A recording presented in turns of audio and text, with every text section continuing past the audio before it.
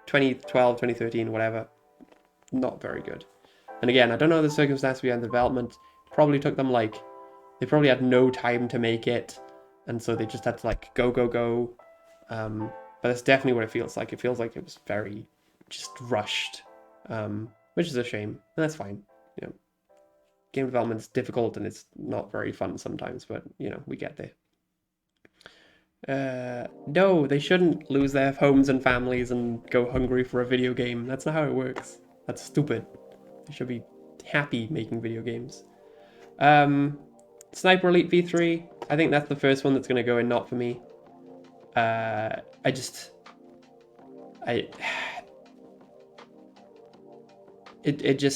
I don't know. I think you need to be in a very certain state of mind to play Sniper Elite, and I am not in that state of mind to play Sniper Elite. It's very rare that I would be in a state of mind to play a game like this. Like it's a semi stealth game. Like it's definitely an action game, but it's also kind of a stealth game at the same time. You know, like this cool sniper guy who has to go and like shoot people in World War II. And that's fine.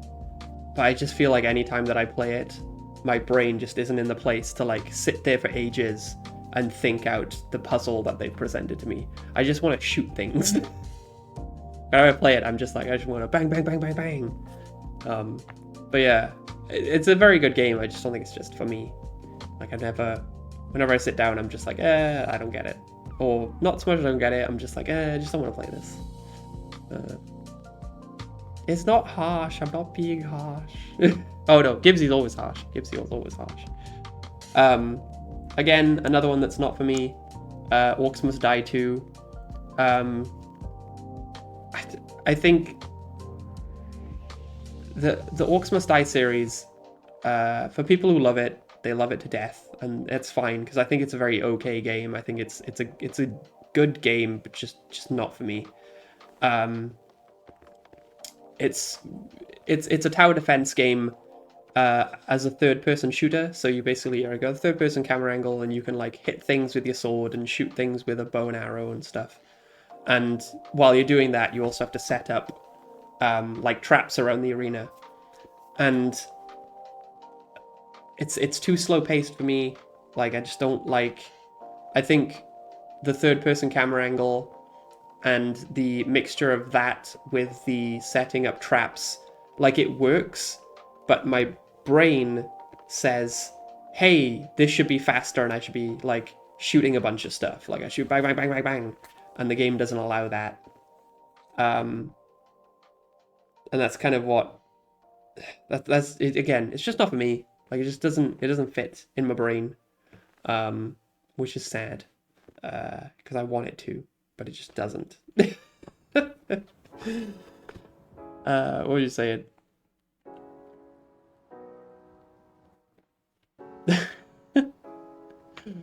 It's Gibbsy. Don't blame me. I'm not being nasty. I try not to be. Gibbsy's evil. We all know this. He's not. He's very nice. I can't say that about people. Gibbsy's great. Next. Oh god, hang on. I gotta remember the full title of this. 50-50. Okay, I think the full title of this game is Crimson Clover Extend Exceed XD. I think. It's a shmup. It's like a classic shmup. And it's very good. It's like totally like so much fun to play. You know when you see those like shmups that are just like the entire screen is covered in bullets and like the person playing it is moving like a millimeter at a time when they're playing? Like to not get shot, they move a millimeter at a time. Like that's what Crimson Clover Exceed XL DX Super Hyper Edition is that game. And oh man, it's so much fun. It's on the like the easier side of those games though. It's not like a Toho, not a Toho. What's the series that people love with all the magical girls in it? Toei? No, that's not. Toho? Is it Toho? It is Toho, right? I can't remember. It's not like one of those.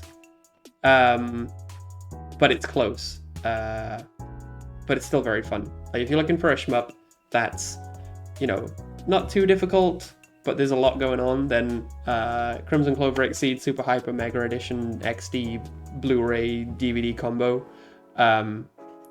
Check it out. Very fun. Very good. Okay, so this is a bit of a weird one. Oh no, hang on, I totally messed this up because I didn't move up. So I'm just gonna put that there for now. Dragon's Dogma 2. One of my most anticipated games of all time ever.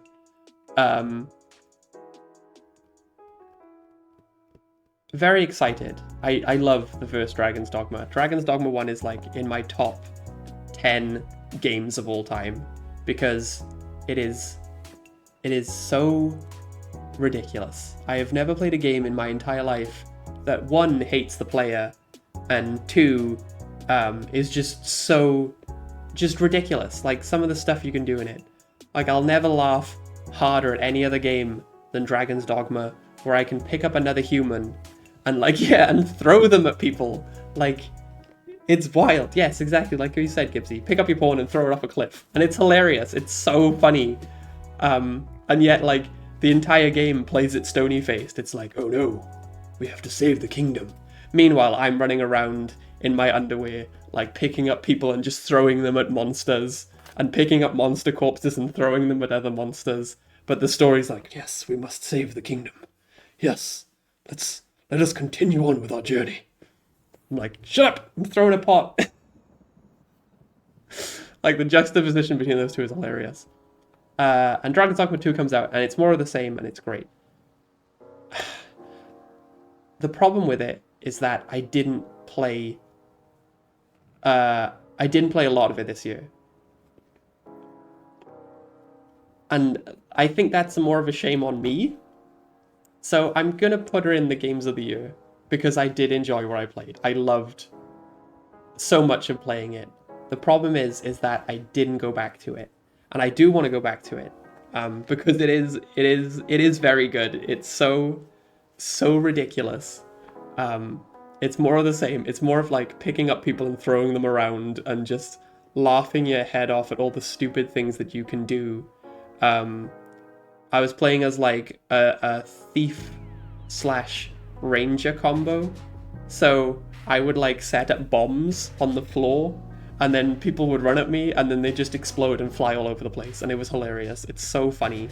And as a ranger, you get a grappling hook, I think, if I remember correctly. Oh my god.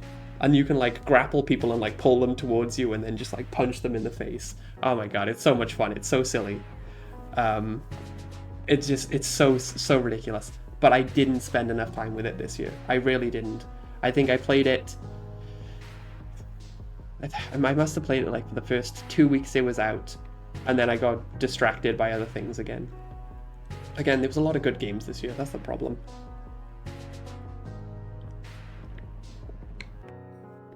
I didn't put sugar in my tea. Oh, that's gross. That's disgusting. Why did I not put sugar in my tea? Oh, I'm powering through. Next, it's Mirror's Edge. Hey guys, Mirror's Edge is still good. Still fantastic. One of the best games ever made. If you want something sweet looking at every day. I can't, she's in the shower. Oh wait, is that what you mean? Gibbsy, that's gross. Don't be like that. Come on. You're better than that. Mirror's Edge is still good. Definitely lewd, Gibbsy. Guys. Yeah, Mirror's Edge, what can you say? It's still one of the best games I've made. If you haven't played it and you don't have motion sickness, if you have motion sickness, don't play Mirror's Edge. You will throw up. You will be so ill. But still fantastic. Just an exercise in peak level design. So many fun mechanics. So many fun levels to explore and run around in. So many ways to like solve a level. Like it's an absolute masterpiece. Still to this day. The reason it's not new to me is because I played it previously. But again, it was one of those games that I like played. I was just like, I need to play something, so I just sat down and played it. And I think I sat down, I was like, I'm gonna play this for like 10 minutes or so, and then it was 5 hours later and I'd finished the game.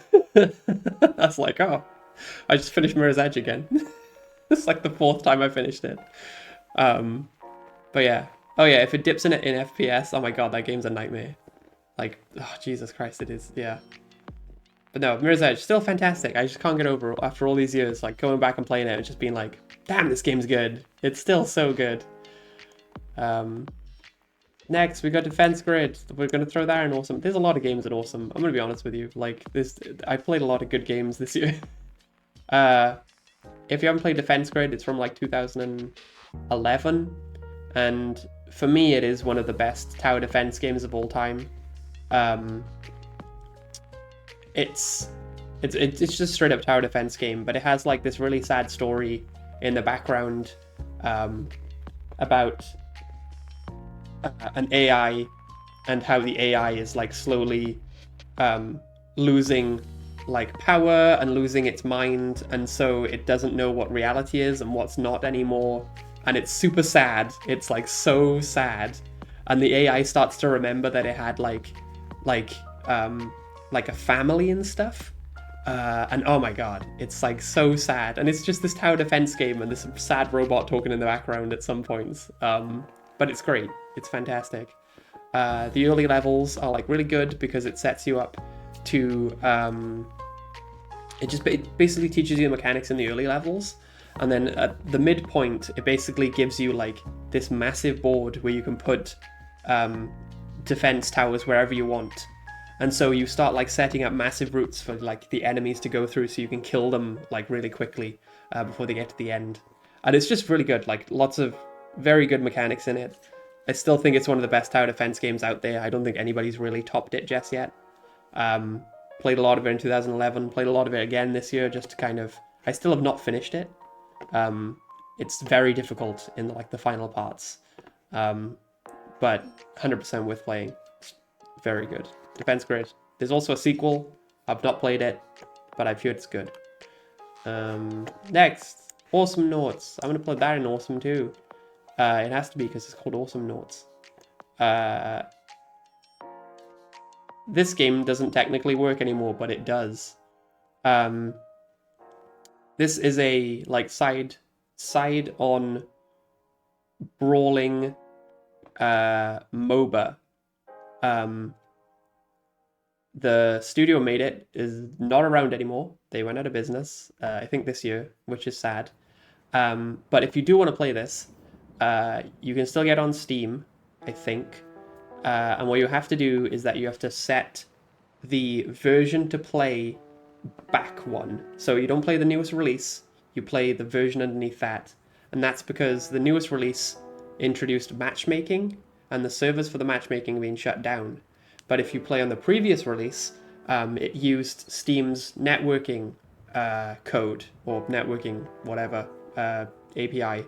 And so that still works.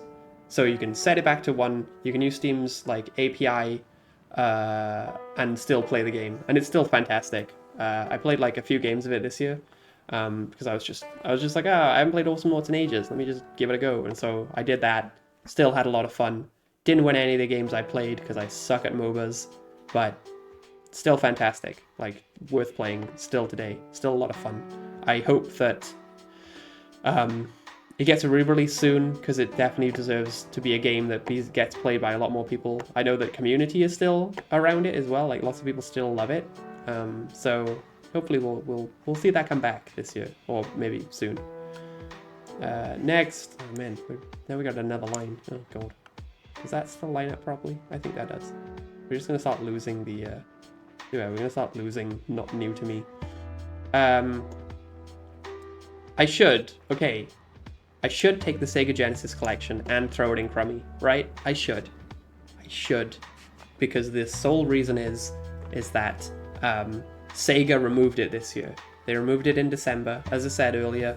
Sega, for some reason, decided to purge their entire retro collection from Steam and anywhere else, which is really annoying. I should throw in Crummy just for that reason alone. I won't, because it's still a very good collection.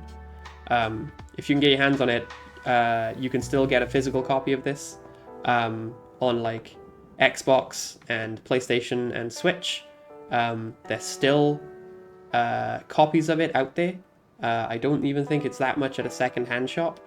So you can still get it. You just can't get it on Steam, or you just can't get it digitally anymore. So if you want to play it, like, you have to get it physical. But yeah, it's a fantastic collection. If you love the Sega Mega Drive, if you love the Genesis, whichever one you affiliate with, it's a fantastic collection of just really good games. Like Shinobi is on there, obviously like Sonic the Hedgehog, Streets of Rage, all the Fantasy Star games, all the Shining in the Dark games, even some weird ones like Vector Man is in there, which is cool. Comic Zone, fantastic collection of games. Like if you like those old school games, then this is a very good collection.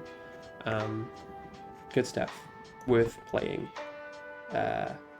Yes, if you can get your hands on it. Unfortunately, they removed it, which is annoying. Yeah, 40 plus games. Yep, there's loads. Oh, okay, let's talk about Deadlight. So Deadlight's going in crummy, which I feel bad about, but don't worry about it. Deadlight is a game that got released in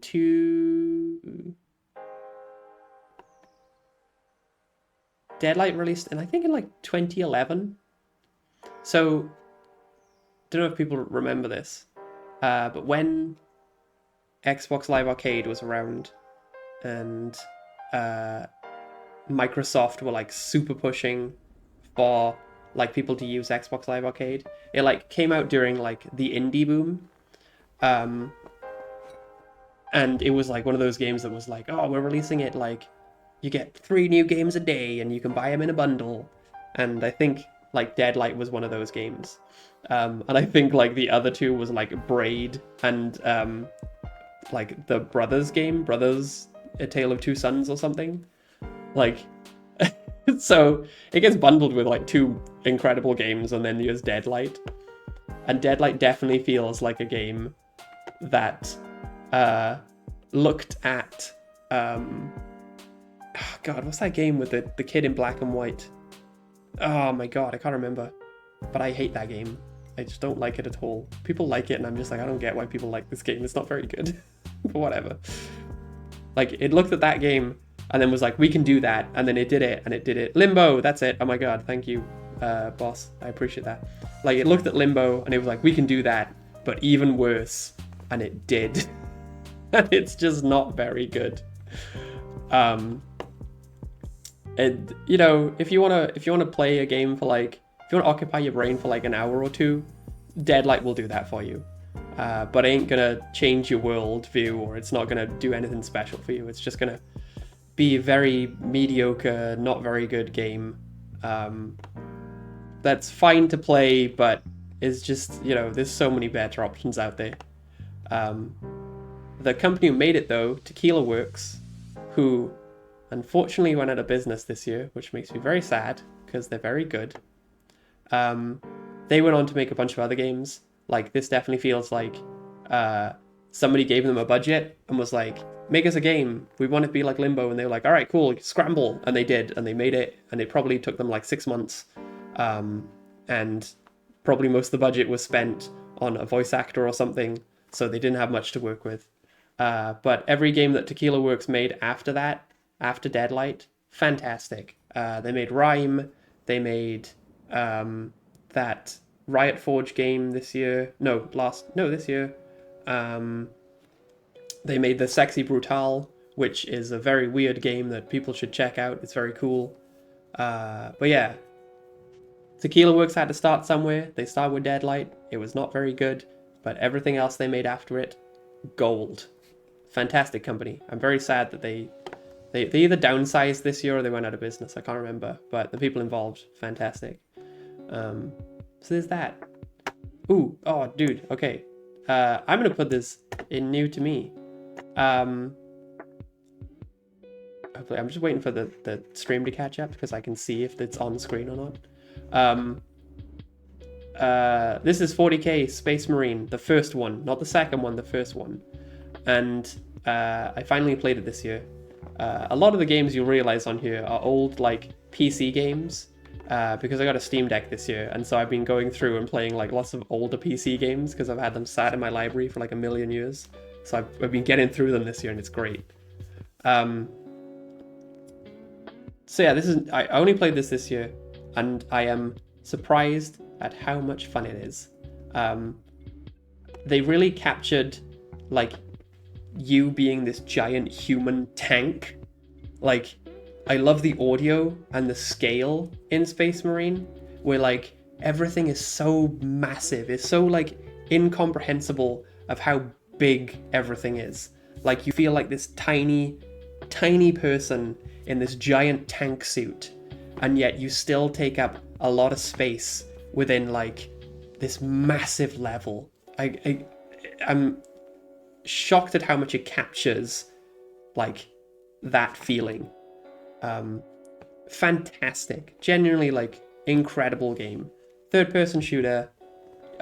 You get to mix both, like, melee and shooting together, depending on the weapons you choose. Lots of the enemies are fun to fight against. They, like, one of my favorite things is that it's not a cover shooter, because as a Space Marine, like, you are the cover. Like, that's what I love. You just stand there and you take shot after shot, and you just mow people down. You're just like, bam, bam, bam, like, shoving them up with your sword and whatnot. And it's just such a massive power fantasy. Really, like, so much fun. I had so much fun playing it. But yeah, kind of like Gears of War, but without the cover. It's not a cover-based shooter, but it is kind of like Gears of War. Just a very, very good third-person shooter. And yeah, I think they are. I don't know the lore of Warhammer. Like, Warhammer's on the periphery of my knowledge. I know that I like the Tau, and that's about it. Oh, we'll have to talk about the Tau later on. Wait, did I actually include that in this list? I'm sure I did play it. Did I play it this year? Oh, I did. There it is. I can see it.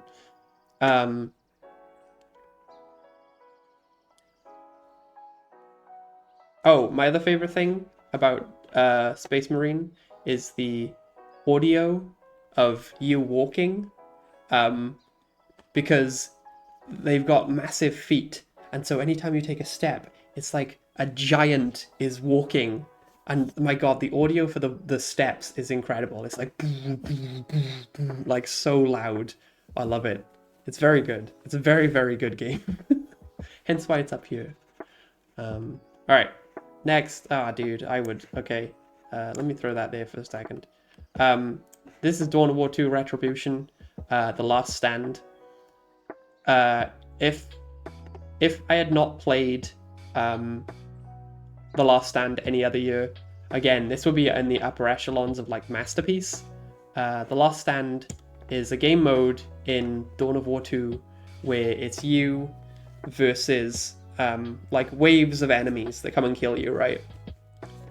And I played a lot of this when it first came out, like 2011, 2012. And then I picked it up again this year because I was like, oh, I'm playing, like, a lot of older, like, again, like, lots of older multiplayer stuff this year for some reason. I don't know why. And still, man, there is nothing else. There is nothing out there right now that's like The Last Stand.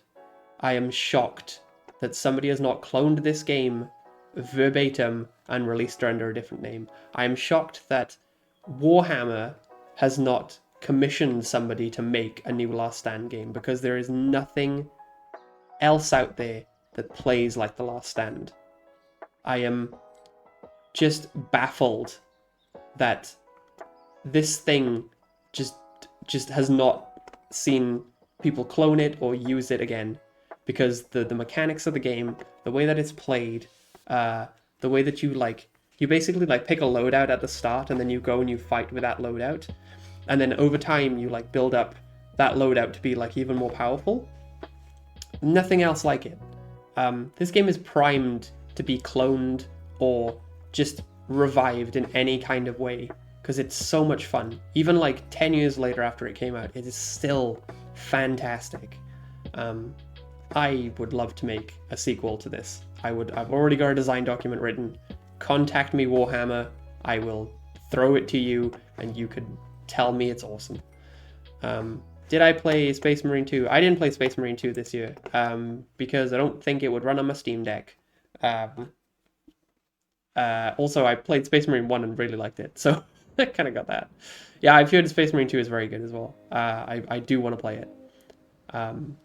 I'll get around to it one day. Maybe in 10 years' time, I'll play it.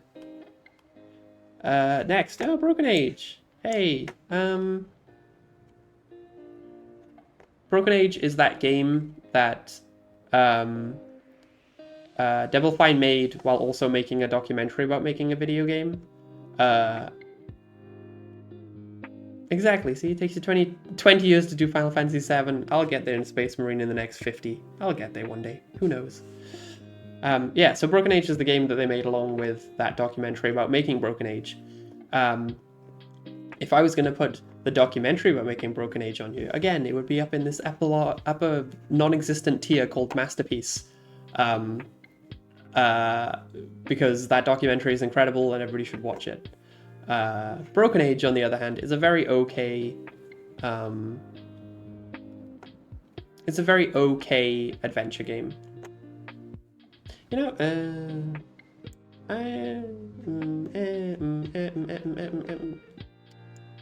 you know, I'm gonna put her in bear. Actually, I'm thinking about it now, and it's very okay. Like, it's not a game that I want to play again. It's a very well-polished and well-made game. Like, it's very good. But it didn't leave me... Like, I think a good adventure game is something that you play and then you come away from and you go, that was good, and now I'm going to think about it for a long time and think about, like, oh wow, that was really interesting, that was really cool what they did there, that was a good idea. I don't think I ever got any of those feelings in this. It's still good and it's worth playing, but I don't think it was like a standout in the so many adventure games you could play.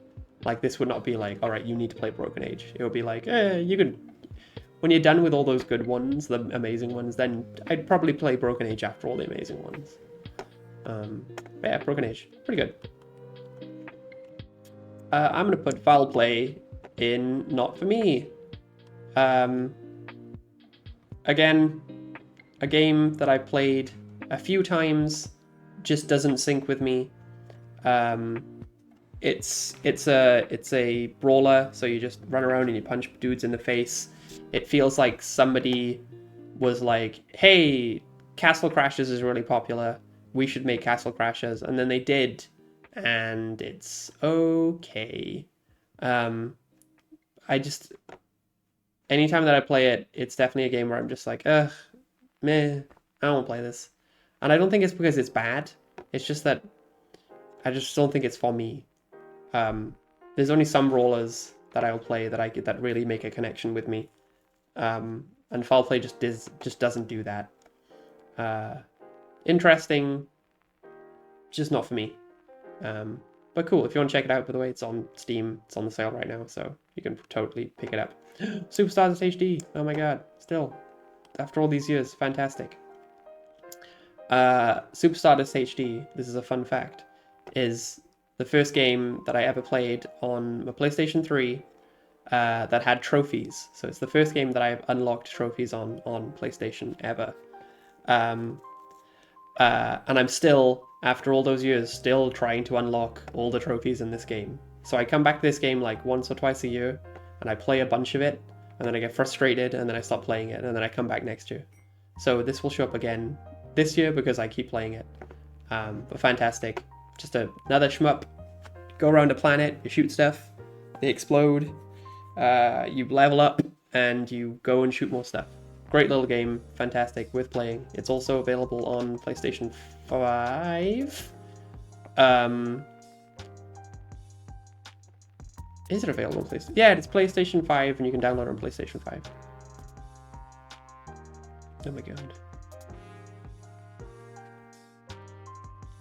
You start playing Diablo 3? That's a lot. That is a lot of game to play. Good luck with that, buddy. I'll catch you later. Thanks for hanging out, Gibbsy. Skullgirls. I'm gonna also put that in not for me. Skullgirls Second Encore. It's a fighting game. I don't play many fighting games. It only needs to last in Monster Hunter Wilds. That's true. You definitely got enough content to get you to Monster Hunter Wilds and then probably beyond. Skullgirls Second Encore. Again, it's a fighting game. It's not for me. I'm not very into fighting games. I played this because I wanted to check out a fighting game. And I love the art in this game. I still love the personality and just the characters in this are so fantastic. Even to this day, I love a lot of them. It's a fighting game, and I just don't get on with fighting games. It's just the problem with it. Oh well. Still worth playing if you like that kind of thing. Crypto the Necrodancer, still fantastic. Years later, still playing it. They released the Hatsune Miku DLC this year, so obviously I picked it up. Still fantastic. Still a great time to just jump in and play like 5 minutes of it and then lose like 2 hours of your life. Great game. Post Void, this would again be up here in the Masterpiece collection. This Post Void is still one of the best games ever made. I love Hotline Miami, and somebody was like, hey man, if you like Hotline Miami, then I'm gonna give you Hotline Miami, but in a first-person shooter. And I was like, great, cool, thanks man. Still one of the best games ever made. You basically have like a limited amount of time, and you have a gun, and you just run through and shoot a bunch of people, so that each time you kill somebody, you get more time back. And it just realizes that, and it has this like absolutely wild soundtrack that's just like one song. And I think the song is like 10 minutes long, and the game can be finished in like 5 minutes if you're really good. And so you just keep hearing this song like playing over and over and over again, and just running through, and you're like sliding at enemies and shooting them, and oh man, it just works. It's so simple, it's so straightforward. Fantastic game. Still fantastic. Oh god, okay. Oh no, we're getting into the bad stuff. Oh no, I'm looking at the list and I'm just like, uh-oh. Okay, so front mission first. I've been excited to play the front mission games for a long time. I've always been told they're very good. I've always been told they're very solid. And I played front mission first, and it was okay. Not great. Not anything that we should write home about. It's interesting. It's like a tactics game, but you get to have a robot, like a mech, and you can like swap the arms out on it. You can customize mechs to be like certain things. So you can be like, oh, this is my long range attacker. This is my short range attacker. This is like my melee character. This is my like fast character. And so you get to customize mechs to do that, right? And that's really interesting. It's just that, again, a lot of it is go fight the big bad. And I don't think any of the level design is really interesting. There's a bunch of mechanics in there that are not very fun. It definitely feels like a game that was made in 1996, because it's a remake of a game from 1996, might be 1994, not 1994, sorry, might be 1998, I think that is 96. Very okay. Very, very okay. Worth playing, but I wouldn't go out of your way to play front mission first. Not a Hero, again, a game that would be up here in the Masterpiece collection. I should have added a Masterpiece section. I really should have. Should have added Masterpiece. Like, so many games could go in Masterpiece. Not a Hero would definitely be up in new to me, but it's not new to me because I played it years ago. I finished it this year, did all the achievements and everything. Again, Steam Deck is fantastic. It's got me playing so many older games that I wanted to play, but just didn't want to sit at my PC to play. Not a Hero is, what if somebody took Hotline Miami and give you a side view to it, and then made all the characters British, and all the jokes I don't understand if you're American or any other place how you could play this game and just get it, because all the jokes are so British and so just aimed at a certain group of people, of British people. I would love to see like a translation of this game to like get people to laugh at all the jokes, because they just won't get them. There's a lady in here who is Welsh, and I've heard her accent so many times in Cardiff when I used to live in Cardiff. She says, "Boyo, what are you doing, boyo? Gonna shoot you upside the head, I am." Hilarious. Very good. If you're looking for like, if you played Hotline Miami 2 and you were like, man, that game doesn't really do it for me, then go play Not a Hero. Like, you will not be disappointed. Genuinely fantastic. Also, the main, you basically play a group of people who are trying to get this character called Bunny Lord elected for mayor and then elected for prime minister. And so you're basically a bunch of people who are cleaning up crime. And instead of like, actually cleaning up crime and doing nice things, you just go around and you shoot people in the face. And then that's how he gets elected. It's very funny. It's very, very funny. 100% play it. Great game. Fantastic. Oh god, Entwined. Entwined can go down here. Entwined is this like... how do you explain Entwined? Entwined is a rhythm game without the rhythm part, if that makes sense. So, Entwined is like a rhythm game meets Tempest. So you've got like this long tunnel, and your characters are flying through the long tunnel, and then when there's going to be bits on the tunnel, so like one character's orange, the other's blue, and you have to match up the characters with the same color they are. So like you fly the orange bird into the orange bits and the blue bird into the blue bits. And that's it. That's the entire game. And I think they wanted it to be like more deeper than it was. They were like, oh, it's about relationships and things like that. And my brain just tunes that out and goes, yeah, whatever. And it's fine. I think what really lets it down is that, again, this is more of like trophies situation for me, but they made like some of the trophies like super hard, and the game lags a lot. It's got some like technical issues. So you're playing and you're trying to do something, and then like the birds just like fly off in a different direction because the game lags. Yeah, it's very okay. That's the problem with it. It's just so okay, and just I think the technical issues really let it down more than anything else.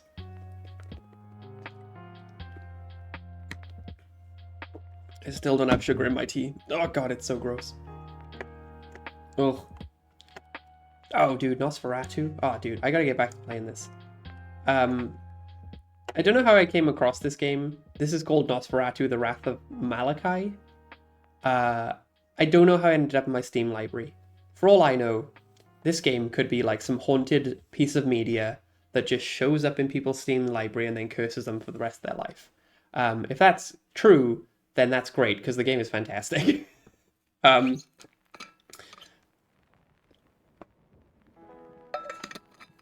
Nosferatu is it's basically a roguelike, where you show up and you are a character who shows up to this house, and the house is haunted by a vampire. It's haunted by Nosferatu. And you have to go and save your family members from within the house before they get eaten by Nosferatu and his like minions, right? And every time you die, the castle like resets and you lose progress. And so I think you're supposed to play it in like one go, and you're just supposed to take it very slow. But man, it's so, it really hits like a niche just style of being a very frustrating roguelike, but also being very fun. There's a lot of there's a lot of really interesting mechanics in there. Like, you basically get like a sword at the start that hurts people, but you also get a cross. But your cross only has like so much holy power, so that you can like get vampires to move back. And then you get like a bunch of other things, like a bow and like a crossbow, or like a shotgun or a machine gun, and you have to go find your family members. And when you find them, they don't just like instantly teleport back to the start. You have to go and pick them up and then bring them all the way back to the start.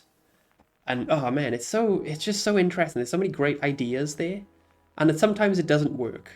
But I think often than not, I find when I play it, I'm having like a great time.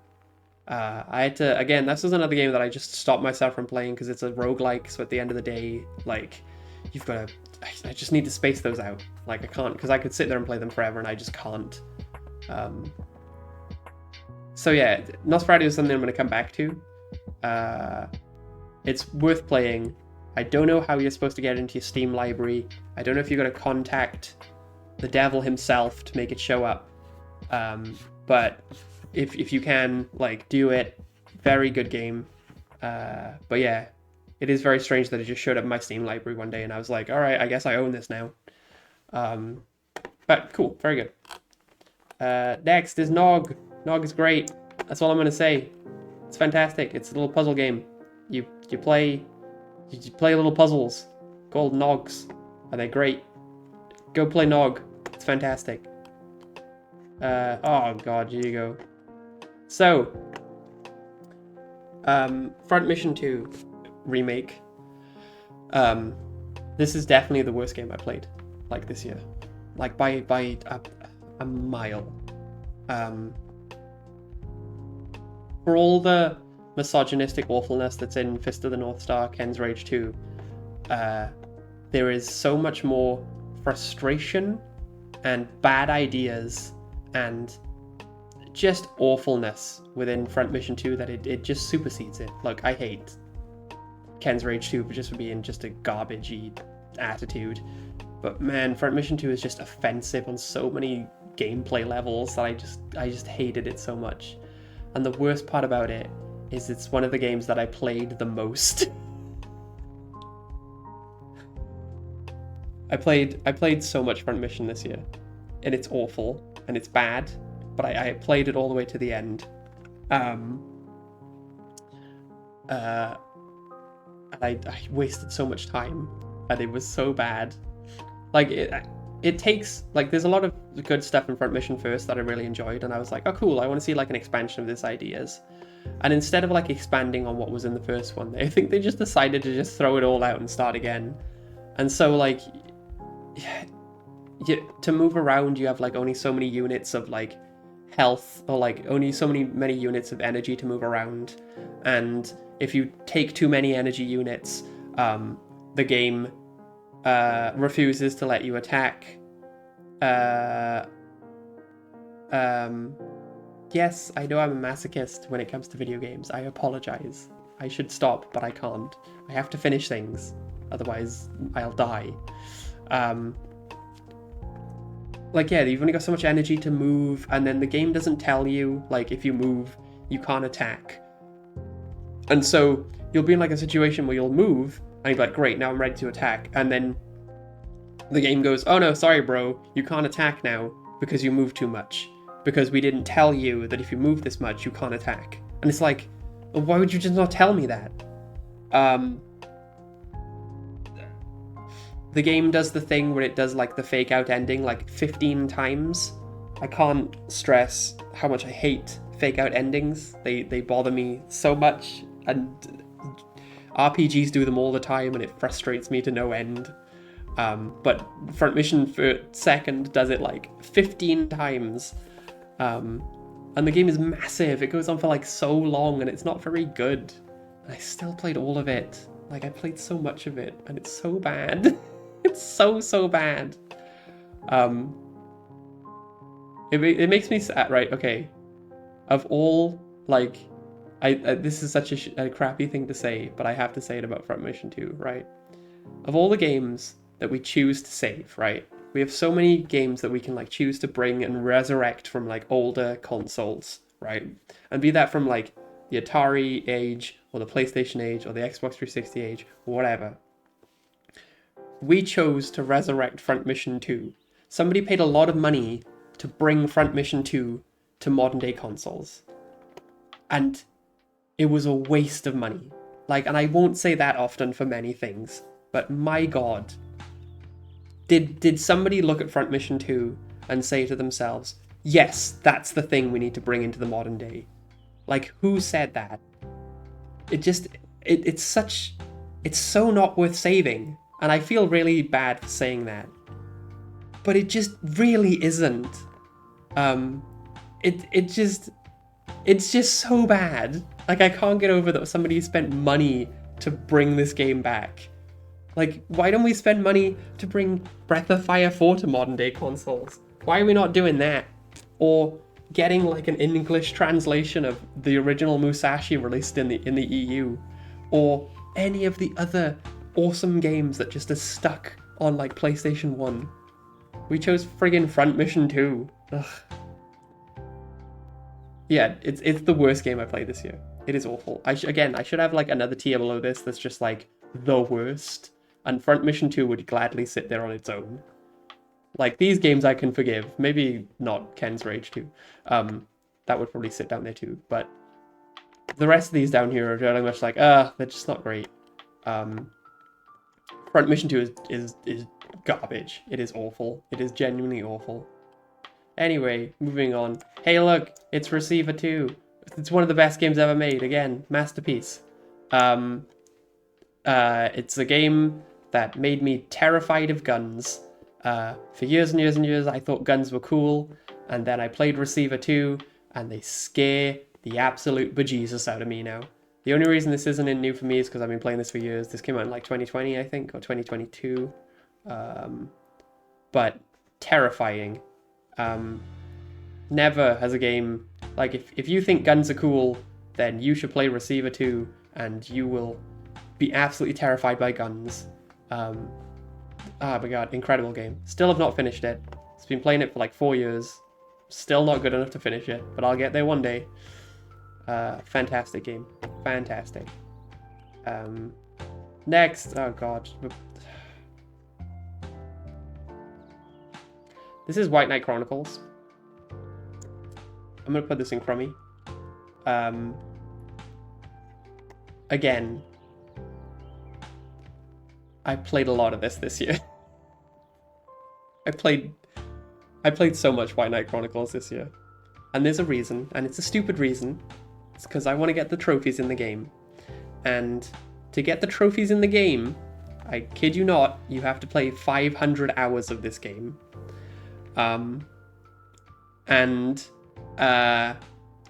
Well, let's say I got to the 100-hour mark, and I put it down, and I was like, that's enough. I'm done. It's not very good. It's your bog standard RPG game. It's made by Level 5, but I think it was made by Level 5 to like sell PlayStation online subscriptions. And so the story mode is like very short. First playthrough, I will say, and that was me like watching all the cutscenes and like trying to like understand the story, which is, again, it's your RPG story. Somebody evil bad is trying to blow up the world, go stop them. Congratulations. Like, I think the first playthrough with all the cutscenes is like 10 hours. And then the second playthrough, or every playthrough after that, I think my record for finishing the game was maybe like 3 hours. Like, I was speedrunning the game by the end of it. I was just like blasting through loads of it. And so you have to finish the game 5 times to get the stuff that you need to then play the other like 450 hours to get the rest of the trophies.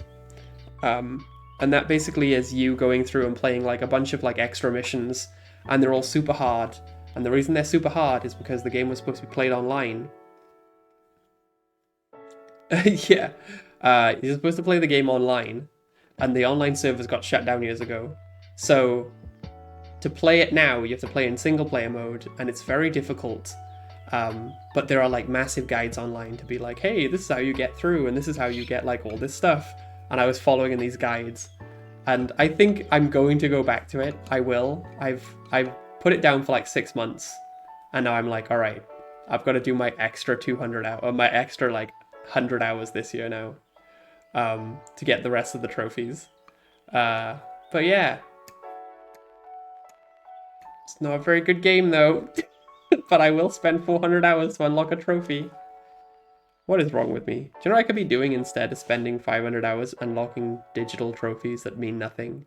I could be like maybe saving the world, or I don't know, living life. But no, I'll just spend 500 hours to unlock a crappy digital trophy.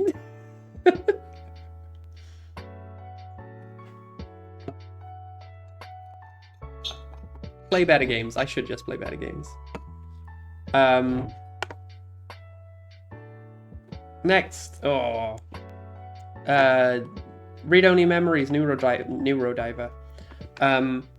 Sequel to Read-Only Memories 2064, which I played earlier this year, but I didn't track the games that I played earlier in the year. I finished the first game at the start of this year, and 2064, incredible. It would be up there with Masterpiece. It's one of the best games I've ever played, honestly. Just fantastic story, fantastic game. It's a little adventure game where you've got like a little robot companion, and the robot companion, like, you will love him by the end of, well, love them. You will love them by the end of the game. And all side characters are incredible, well written, fantastic. The only reason this isn't up in like here territory is that I only really played like an hour of it, and then I put it down, and I was supposed to come back to it at the end of the year, but I never got around to it. Where I played, I really enjoyed. Like, it's very different from the first game. Instead of having like this little adventure where you go around with a robot and do stuff, you like go into people's memories and you try and help them realize like lost memories that they have, which is really interesting, and I really like to explore that. But yeah, I just didn't give her enough time this year, which is a shame, because I'd like to finish it. So I think probably going to be the one that I maybe focus on this year at the start and get finished. But it was good stuff. I liked the hour I played with it. Oh god, I can't even remember what this one's called. This is just going to sit in crummy. I should have another option for like hogs. This is the first hog I played. For people who don't know, I love hidden object games. Those are called hogs. The community calls them hogs. This was the first one I played this year, first of 5. And if you know me, you know that I love hogs. Big hog fan. They're very simple. The hogs are made for a very specific audience, which are women between 30 and 40 years old who want to play a game on their mobile phone or their PC, and they just want to be entertained for a few hours. And the stories are very simple, usually straightforward, where somebody, some mother loses their kid, and then they got to go find their kid, and then you got to do a bunch of hidden object games. So you look for like, it gives you a list of items, and it says like, find the pelican, find the sweeties, find the butt. And you just look at an image and you find the stuff in the image, and then you collect the things. And they're super straightforward, and I usually download them and play them and finish them in an hour, and I'm like, that was a good game. I enjoyed that. This one, which I can't even remember the name of it, it's got a stupid name. Yes, that's exactly where you get so many ad reads for June's Journey. June's Journey is a hog, a very popular one. Yeah, and I think that's kind of taken over the market now, because back when I started playing them, because I worked at a company who made hidden object games, the market wasn't on mobile yet. It was on this site called Big Fish, and you'd go to Big Fish to play all the hog games, but that, I don't think Big Fish is even around anymore. But yeah, the mobile market took over, and Big Fish didn't move because they were stupid. They should have gone to the mobile sector and done better in there, but they didn't, and so whatever. Anyway, All this is a roundabout saying that this game is crap. This game was not very good. I think it's called like Cosmonauts or something. And it's just bad. It lasted like, I don't even think it lasted like more than an hour. I think I finished it in like 30 minutes. It's not a very good hidden object game.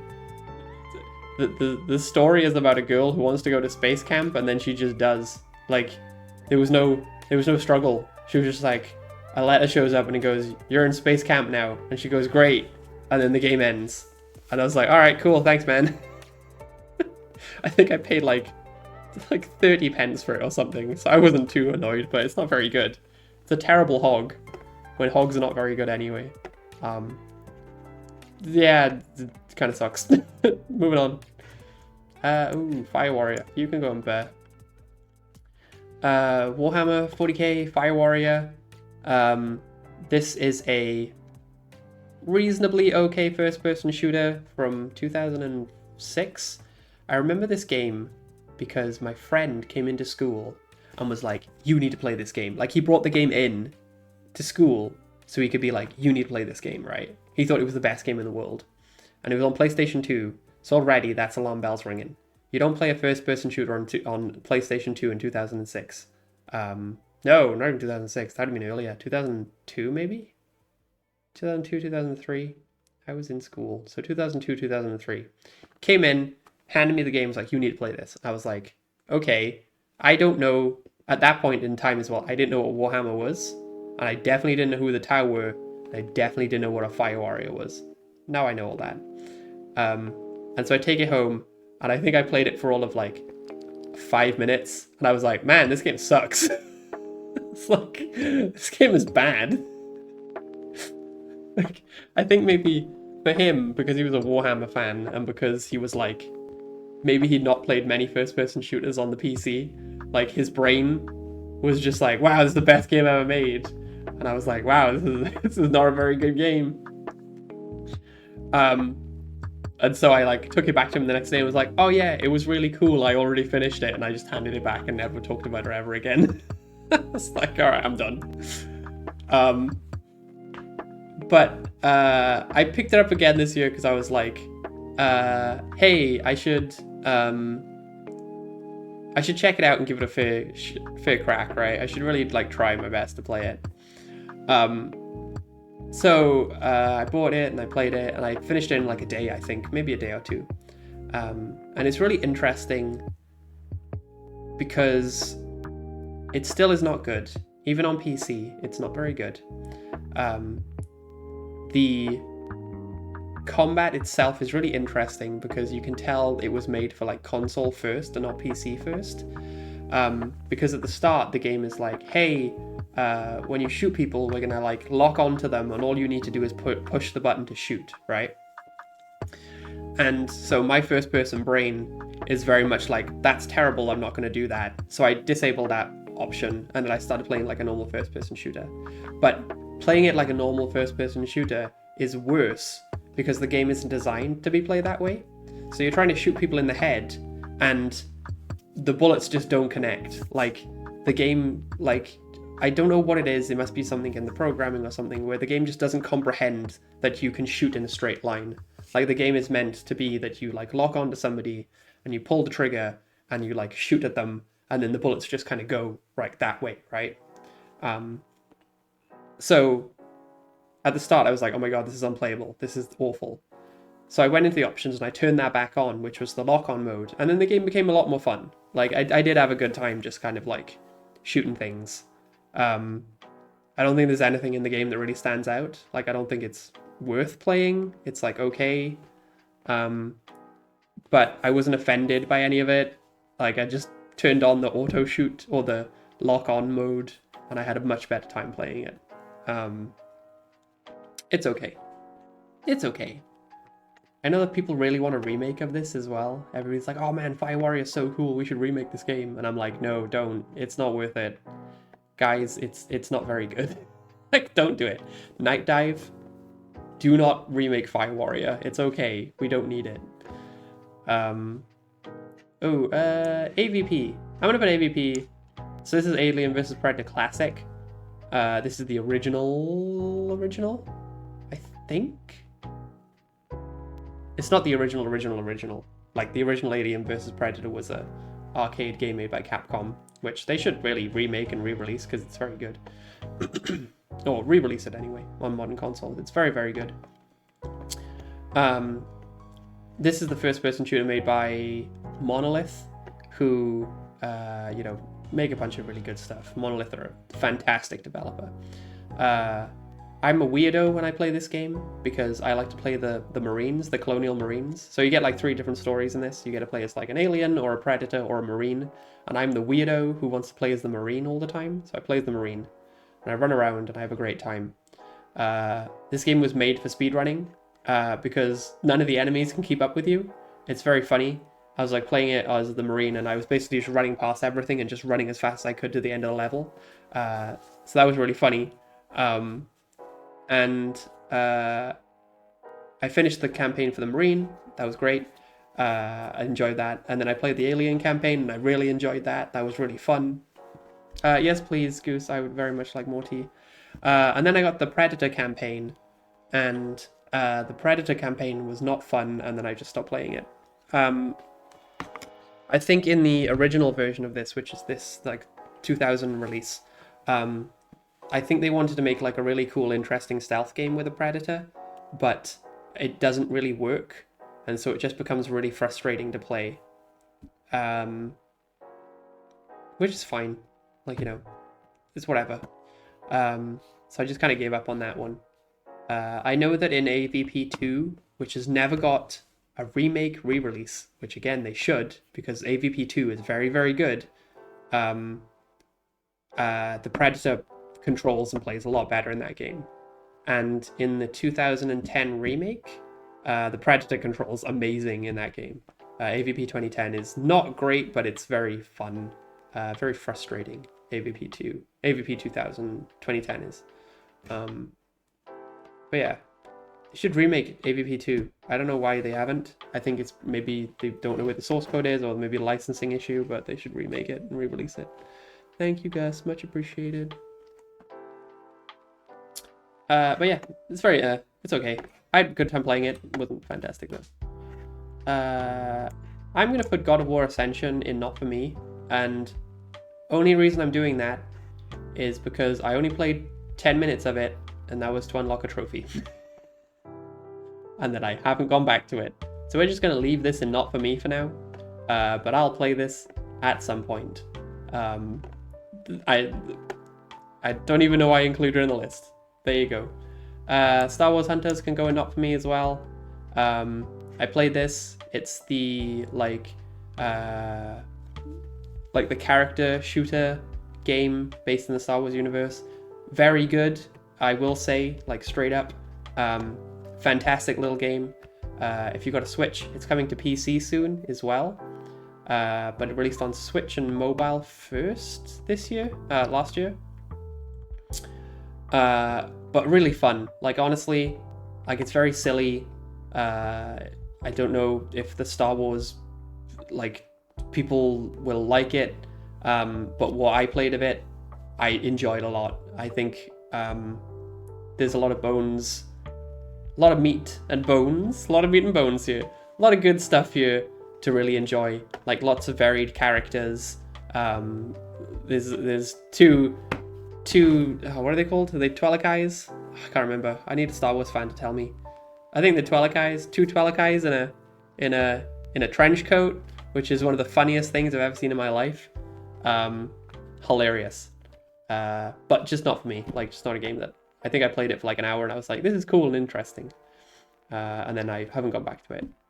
But maybe I'll go back to it the PC release. PC release this year sometime, I think. They've definitely announced that. Oh, dude. Signalis. Let's throw that up there. Fantastic. This is the first game I played coming back to streaming. That was cool.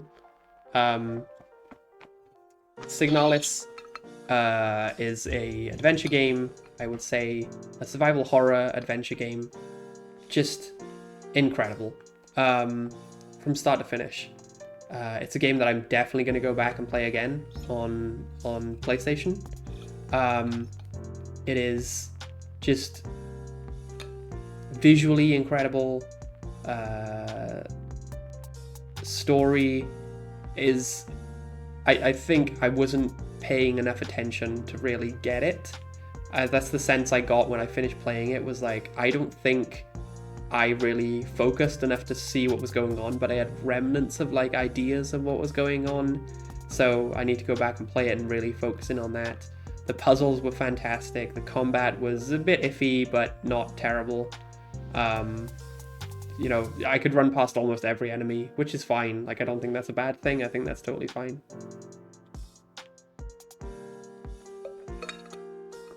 But yeah, definitely a new to me game of the year. Very happy I played it, and definitely will go back to playing it again. Ooh, let's put Tales of the Abyss down here.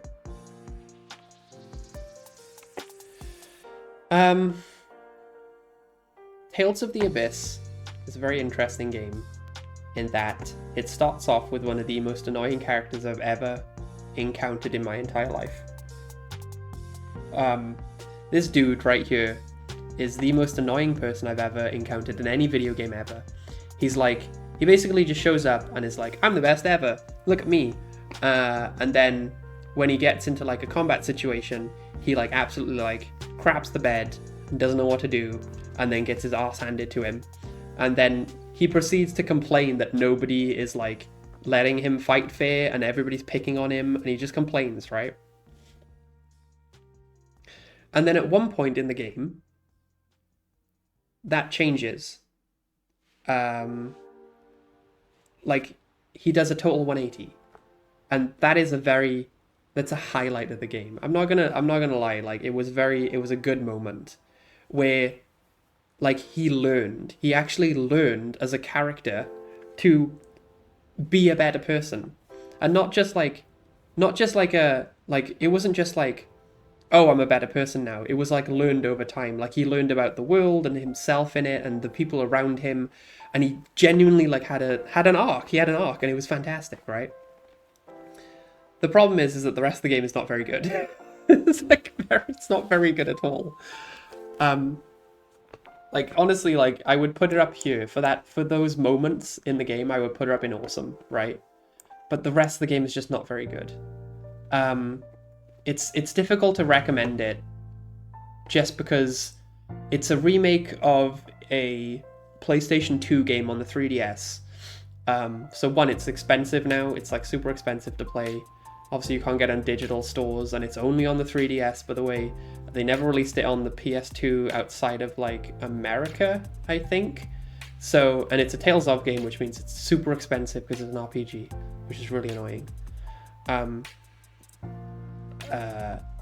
It's so very okay.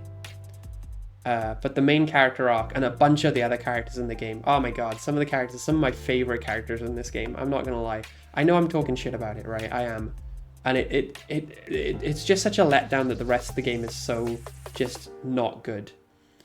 Because, oh man, it's one of my favorite characters ever. There's a character in there called Guy, and he's basically like the best friend of the main character, right? And he puts up with him throughout the entire game, right?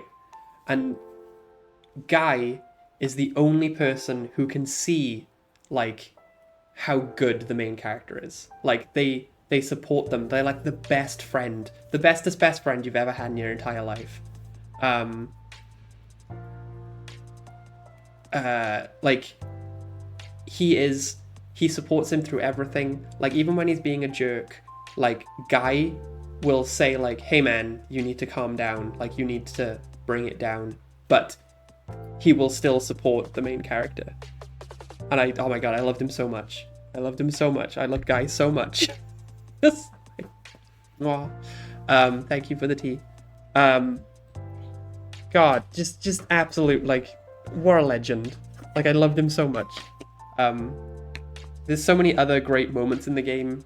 You know, the main character's love interest, I should say, isn't like the main love interest, and there's like this complicated relationship between like some other characters in the game. I don't want to spoil anything because there are a bunch of really good like moments. There's so many good moments in Tales of the Abyss, but everything else just lets it down. Like the combat isn't fun. The world is not great to explore sometimes. You get lost often. Like the game goes out of its way to make you feel stupid sometimes. It's really frustrating. There's a bunch of systems in the game that just like don't gel well. Like a lot of the game is bad, but those characters, oh my god. Seriously, like if there was a movie they could remake or a series of Tales of they could make, they should make it of Tales of the Abyss because they're very good. Oh, also one other thing, the world is really interesting. They don't have magic in the world. The world is run by like music and sound. So magic isn't like something that you just like conjure up from thin air. Like to be somebody who uses magic in the world, you have to sing. And so the game like has a bunch of characters who sing, and depending on how well you sing, you are like more of a powerful mage. And it's really interesting. Like there's so many good little bits of interesting things. You know what? I'm just gonna move her up to Burr because I'm talking so much about how much I like it. It can sit in Burr. It's very Burr. The game is good. World is fantastic. Character's incredible. The rest of the game bad. It can sit in Burr. But yeah, it is. I think that's very true, boss. About like, I think for every like Tales of game, there are fans who are just gonna love it no matter what. You know, I love Tales of Berseria. I love Tales of Arise.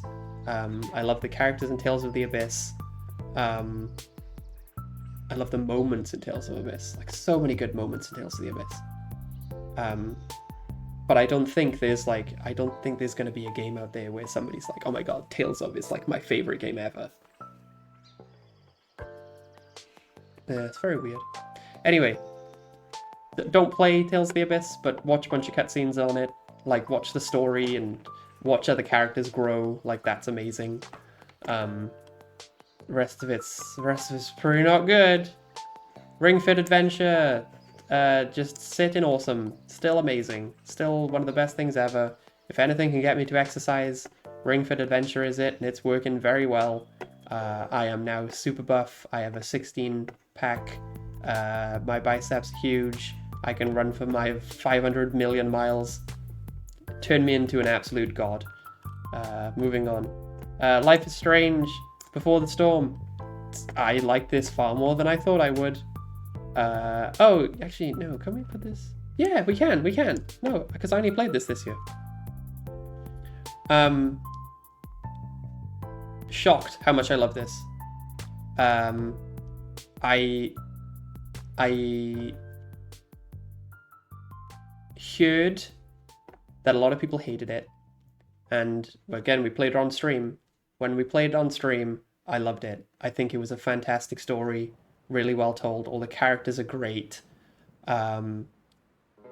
Every bit of it. Just soundtrack. Oh my god, that soundtrack. Jesus Christ.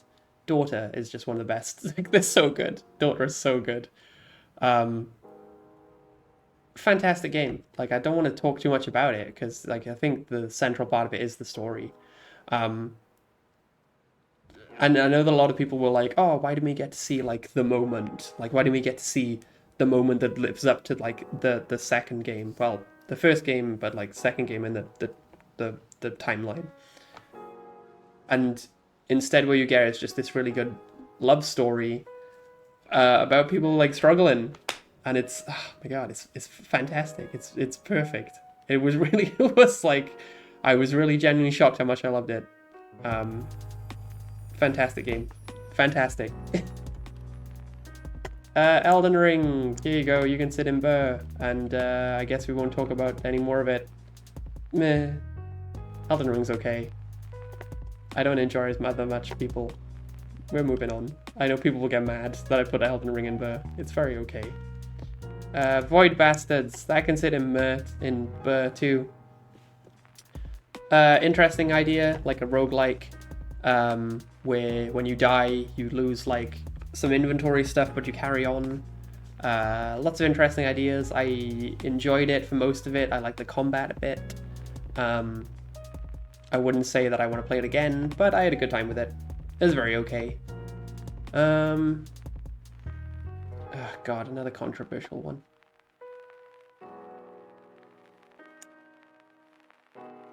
Okay, so Sekiro. I'm putting in Burr. I know that people are gonna hate that. But Sekiro is okay. Like, I think on the first playthrough, I had a good time. But there's a lot of frustrations in Sekiro. I think, like, sometimes, like, when the combat works, and I love it. But there are times when you're playing it where that combat just falls so flat in its face. And I think it's more of like a technical thing that it happens, not a design thing.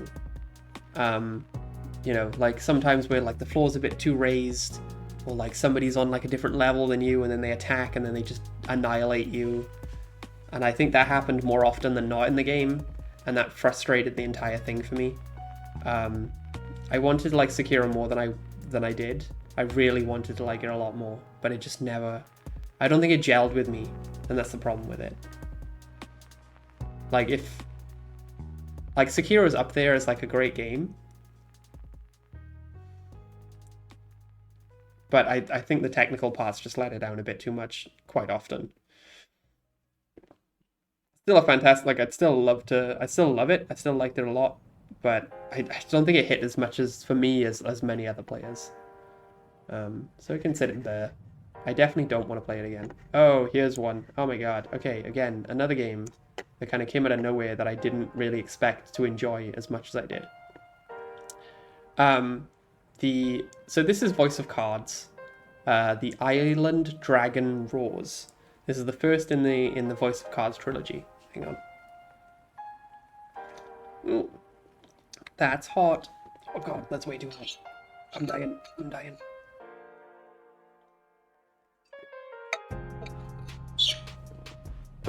We're okay, we've recovered.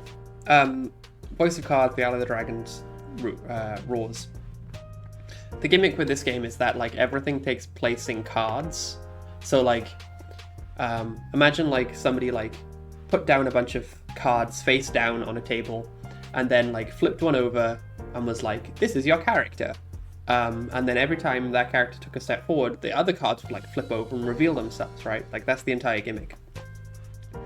And it's so well done. Like the people who made this game looked at cards and said, okay, what can we do with these? Like physical cards. They looked at physical cards and like, what does a card do? Like, can you reveal the bottom part of it? You can flip it over to face you. You can crumple a card up to make it look damaged. You can scratch things on the front to make it look damaged. And so they like took that idea and just ran with it. And I'm just impressed by how much of it works.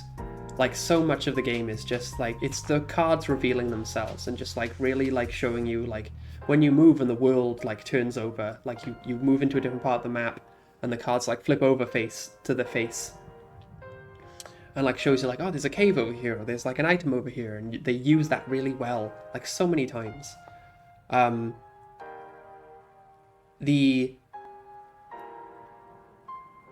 The combat and like having you to like roll dice physically, you don't roll dice actually, no, you do roll dice.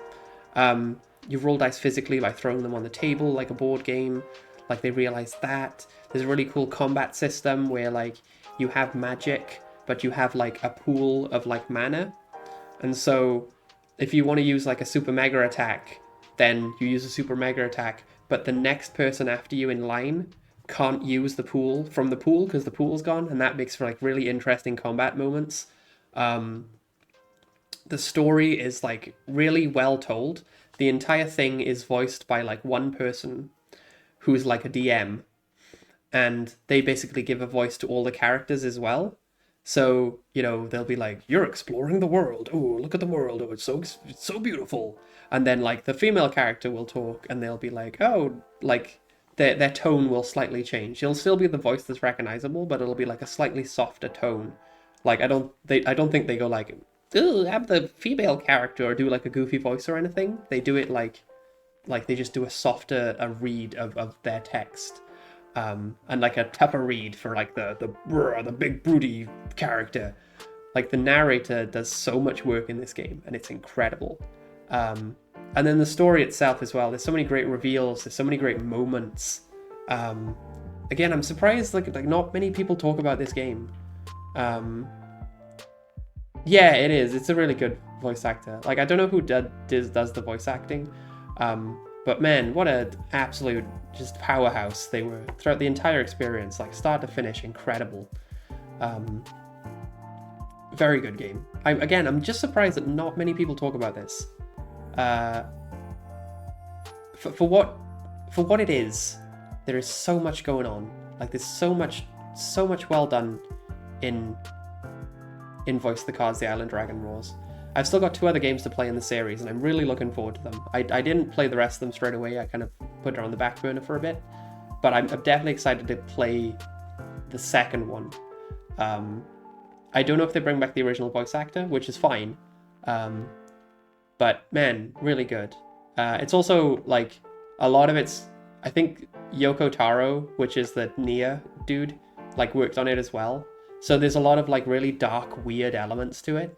Like, one of my favorite things in the game is that, like, each card has both, like, a front face that you can see and then a back face. So, like, basically the way that they use that in terms of, like, in terms of the narrative is that everybody has the face that they see, that they display for everybody to see, and then they have the darker side of them, which is the back face. So, like... characters are basically like two-faced. They have like 2 different states.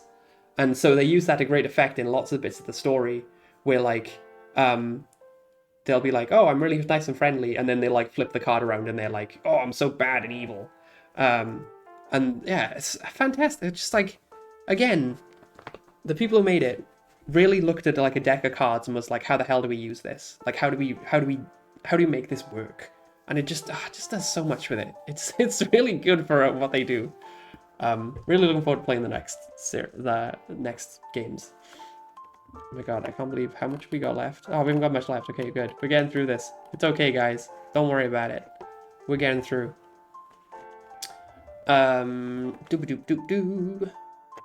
Zelda 4 Swords. People should play this. 4 Swords Adventure. This is on...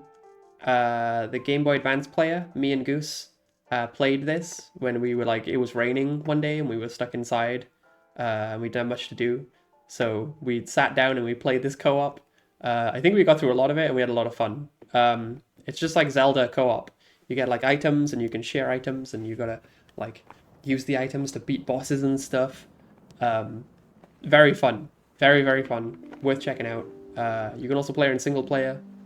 But it's on the Game Boy Advance thing on Nintendo Switch, so 100% worth checking out. Angerfoot. So, Angerfoot was a contender for Games of the Year. I enjoyed it a lot. I will say that the music really did great on me. As I said when I was playing her on stream, man, I hate hardstyle. I hate hardstyle so much. It's such a bad music genre. Like, it is the definition of noise and garbo. I really wish I could swap out the soundtrack to be like a drum and bass soundtrack that was just like a bit of hard-hitting. Not hard-hitting, but just not as like grating as friggin' hardstyle. It was a lot. It was a lot, boss. It was so much. Apart from that, like, the game is good. Like, again, it's not something that stuck with me. That's the problem. Like, it's not something that I was like, oh man, I enjoyed playing it, but it never like, I don't want to go back and play it. Like, that's the problem with Angerfoot. I think if they release some DLC, maybe I would. But, you know, I've been playing Receiver for like 4 years, and I go back and play that quite often. Superstars HD, a bunch of these other games up here that I play on rotation throughout the year. Angerfoot is just not there. Like, I think it was close, but the music ruins it, and there's a lot of frustrations in the later levels as well. I think early on in the game it's really fun, and then the more the game goes on, the more it's like, this is kind of getting annoying now. Like, that last level especially is awful. Just super frustrating. Am I looking forward to seeing a speedrun of it in AGDQ next week? Oh, hells yes. Like 100%. I can't wait to watch a speedrun of Angerfoot. Hopefully it comes to AGDQ. It might not, but I'm looking forward to seeing the speedrun of it. But yeah, great game, fantastic, worth playing. But man, I was expecting this to like run away with my game of the year this year, and it just didn't. That's fine. That's fine. Assassin's Creed Brotherhood. Assassin's Creed Discovery. This is a bit of a hidden gem. If you have a DS or a 3DS and you want to play Sonic Rush but with murder, then have I got the video game for you. Assassin's Creed 2 Discovery plays like Sonic Rush but with murder. It's real fun. A big surprise. Again, like a big surprise this year. Just running around as Ezio, doing murders, and running at the speed of sound. Like, I can't, like, it definitely feels like the person who made this, the team who made this, was like, hey man, Sonic Rush is pretty good, right? And they were like, yeah, it's pretty good. Do you know what would be better if it had murder in it? And they were like, yeah, let's do that. And, you know, most of the game is you basically just running to the end and trying to avoid people and, like, murder people along the way. And it just plays really fun. It's, like, super fun. I can't get over how much fun I had playing it. One of the biggest surprises of the year.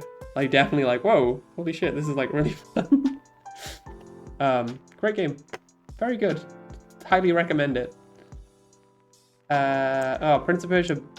Sorry, it's called Battles of the Prince of Persia. Battles of the Prince of Persia. Not for me. This was... this game feels like a game that was released 10 years way too early. I think the people who made it really had a strong idea of what they wanted to make, and they made it and then tutorialized it really bad. I feel like if you took Battles of Prince of Persia and you released it on like Switch and like Steam Deck and stuff like that, I think people would run with it. They would love it. It works in like, it's like a tactics game with cards, and there's a lot of just like thinking through your steps. And when I was playing it, I just wasn't there for that. My brain just wasn't like, just didn't want to deal with it. Like, I think that's the problem with it, is like, it was asking me to do a lot, and I just didn't want to do any of the work. I think I played it for an hour, and I was like, I'm done with this. I just don't want to play it anymore. And so I kind of just stopped. But there is definitely like an audience out there for Battles of Prince of Persia. There's some dude who would sit there and math out all the stuff straight away and would love it. But it's not for me. Mech Assault, Phantom War. This is a DS game, which is unbelievable. A DS game that's a third-person shooter that plays relatively well.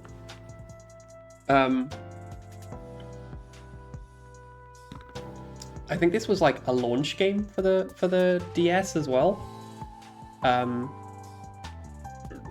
Like, surprisingly fun. There's been a lot of like games I played this year that are DS games, or quite a few, I think, that have really like come out of nowhere and been like, oh wow, this is like super cool and interesting. Go up. Thank you. Mech Assault Phantom War was like one of those. Plays like a third-person shooter. You got mechs. You can get out of your mech and run and steal other people's mechs, which is really fun. it's just got a very simple, straightforward story where you're running around and shooting bad guys.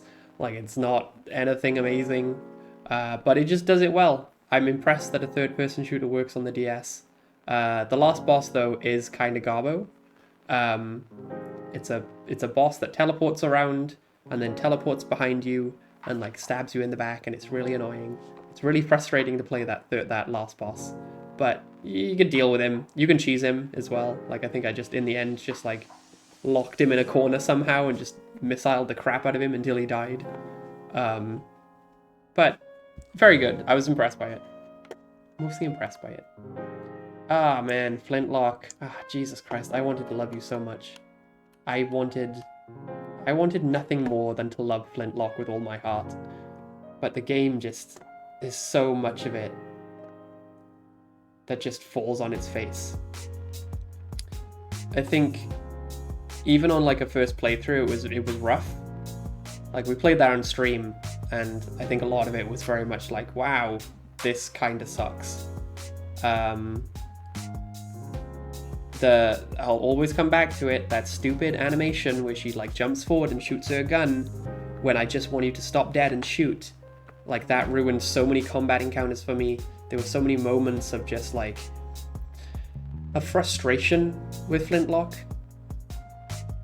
Saying all that, man, the team behind it, they're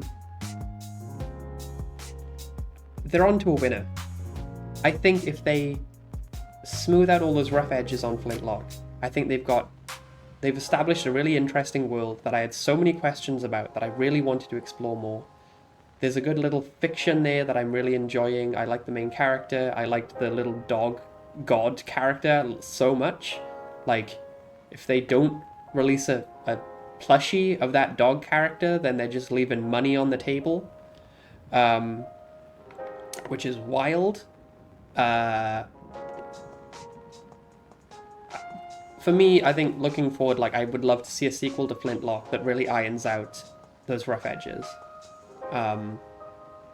Because it was a great experience that just kind of fell on its face.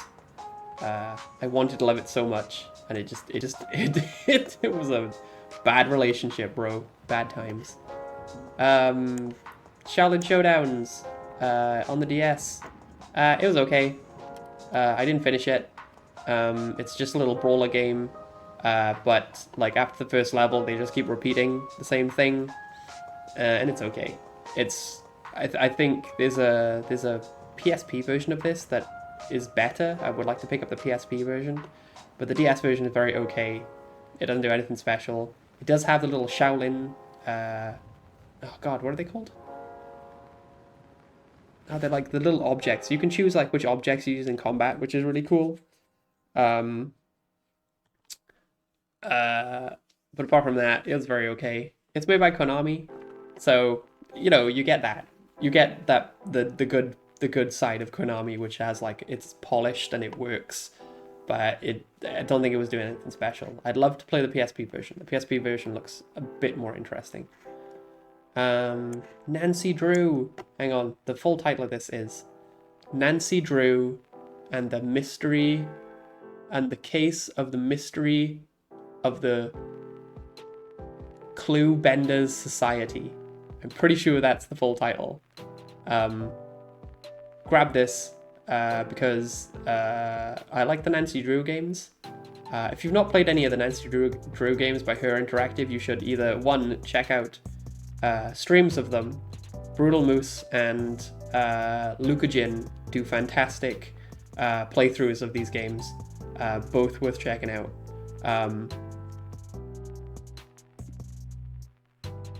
Yes, it does sound like an episode of the Midnight Society. You're totally right. Yeah, if you've not played any of the games made by Her Interactive, then they're worth checking out. This one isn't made by Her Interactive. This is made by THQ. And it's just okay. It's like not great. Like a bunch of the Nancy Drew games like are honestly like up here and awesome. They are fantastic adventure games. This is not a good adventure game. It's very okay.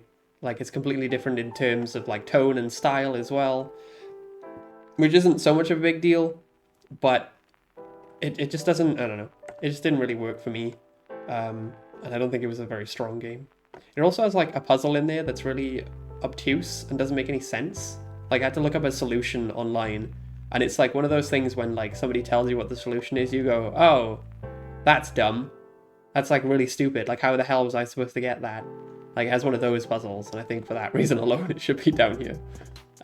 It's worth playing if you can grab it. Like, it's really relatively cheap. If you like Nancy Drew, then yeah, probably worth checking out. Ninja Gaiden Dragon Sword, also known as Ninja Gaiden DS. Interesting game. One that I need to come back to. It is... if somebody took like Ninja Gaiden, the Xbox release, and then threw it on the DS, and what's really fun is that, you know, you hold DS like this way, so like the two screens like do this. Oh god, that's a terrible, I'm just doing my hand. Like the two screens face you like this. Well, you play the game like this, like in vertical. So you got like one screen on this side and the other screen on this side. So you got like the clamshell like this, right? And that's how you play the game. And it's cool. It's like really fun. It's really weird to hold the DS in that way, but like it makes it easier to like do swipes on the screen and stuff. Really weird. Like I think that's the only DS game I've ever seen where you play it on the side, which is super cool. So I had a good time playing that. I need to go back to it. It was one of those games that I just kind of left on the side, but it's definitely one that I'm going to check out again this year. Fun. Like it's way more fun than I thought it was going to be. I do worry for my DS screen in like dragging the stylus back and forth to attack. But it'll be fine. It's lasted like 10 plus years already. It'll last another 15 if I love it a lot. Dragon Marked for Death. This is not a good game. I would be tempted to put it in Not For Me, but I think it kind of offends me, which is really bad. Dragon Marked for Death is, hey guys, what if we took Destiny, but made it a brawler game with a side-on camera angle, and instead of having like a cohesive world that makes sense, we just keep like teleporting people to like the same level 5 times in a row. Like that's what it does, and I think I played it. It's a game that I've gone back and played like multiple times to try and get into it, and it just never gels with me. You know what? No, I'm just gonna put it in Not For Me, just because I don't think I give it really much of a chance. Like I feel like I finished all of these games, and I was like, yeah, they're pretty bad. Whereas this one, I just feel like it just doesn't work for me. Like I just don't like the way it plays. Yeah. I like the character designs in it though. The character designs are really cool. They've all got like really big thick outlines, and when they attack, like there's like ink that like spreads from them when they attack, and it's super interesting. But meh, that's not for me. Minecraft Dungeons, awesome, fantastic. Shocked at how much I liked it. Honestly, if I hadn't played it like a few years ago, it would be in new to me game of the year. But I did play it with some friends a few years ago, so I'm just gonna leave it on awesome. But I played this first on Switch, and then when I finished on Switch, I played it all over again on PlayStation 4. Like that's how much I liked it. It's basically a Diablo clone, right? It's a Diablo clone that basically says like, hey, instead of sitting there and thinking about like a build, and like, oh, spending ages deciding which gear you want, it just says like, hey, like you're gonna level up really fast, and we're gonna give you like lots of different items loads of different times, right? And then as you're going along, you can just switch out these items wherever you want. We don't care. And like each item that you get is like a different attack. So, you know, you can have like a sword, and your sword just does like the basic back and forth. And but You can also get a pickaxe, and the pickaxe is really quickly, like, it attacks really quickly, but it's like doesn't do much damage, but it pushes people back, and it's really fun. Or you can have like a pot that like you throw on the floor and it heals you. Or you can have a pot that you throw on the floor and it like poisons all the enemies and stuff like that, right? And I think it does so many interesting little things with just that setup that it makes it really fun to play. Even like playing through it twice and getting to the end a few times. Like I did all the trophies on PlayStation 4 for it. I still don't think I found all the items you can find in the game as well. So there was even more like just showing up. Like I think towards the end of my like playthrough, I was still getting like brand new items that I was like, what the hell is this thing? Like I got a pair of wings that let me like fly across the map or something. It was wild. 100% worth playing. I'm still waiting for the DLC to drop down to super cheap again.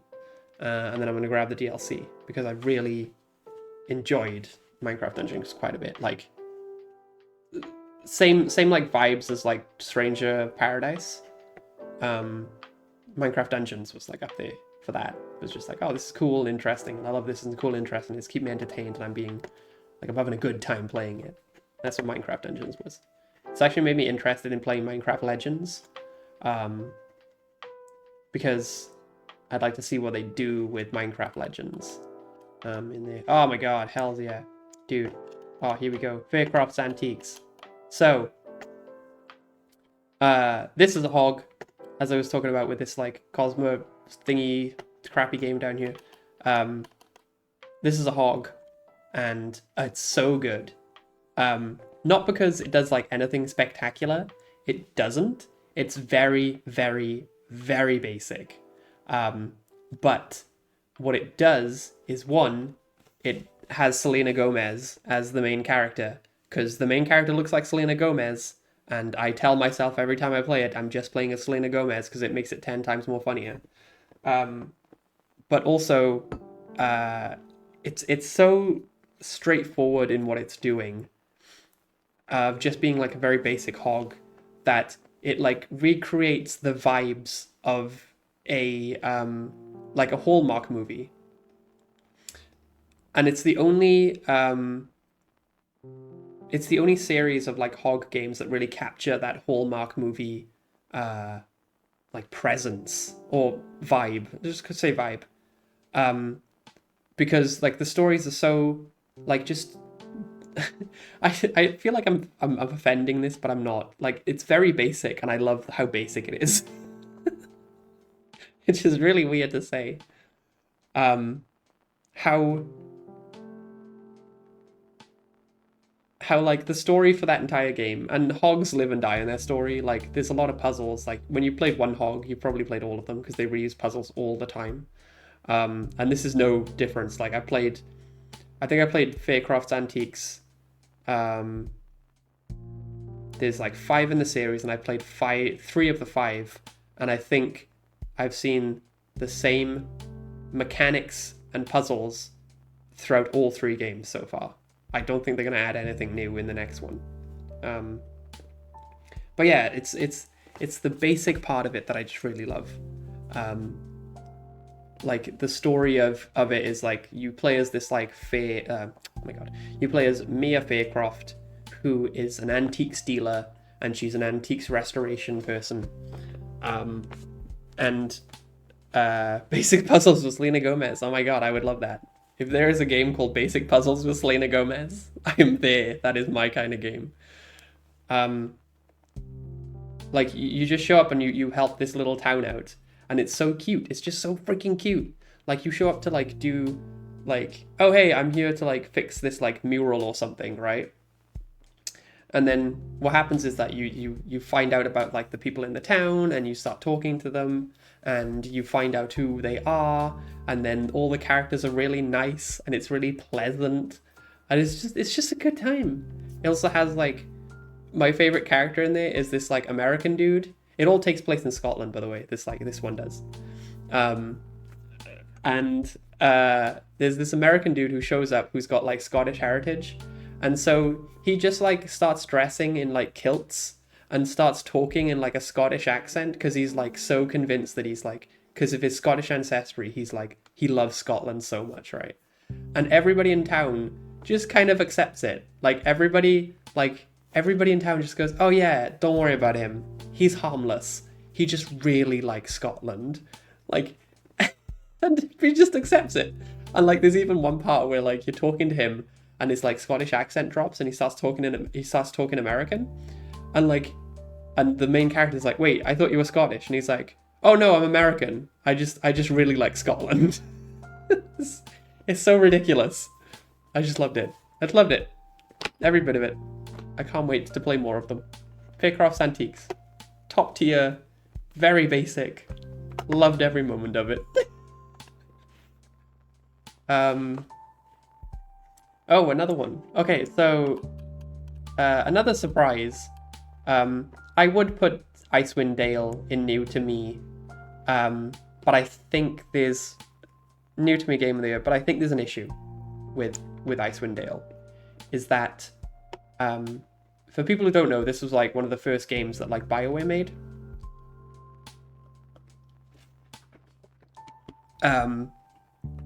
And it's very good. Like, I think it's very strong. I think it's a strong game, and it's very fun to play, and it's very interesting. It's just that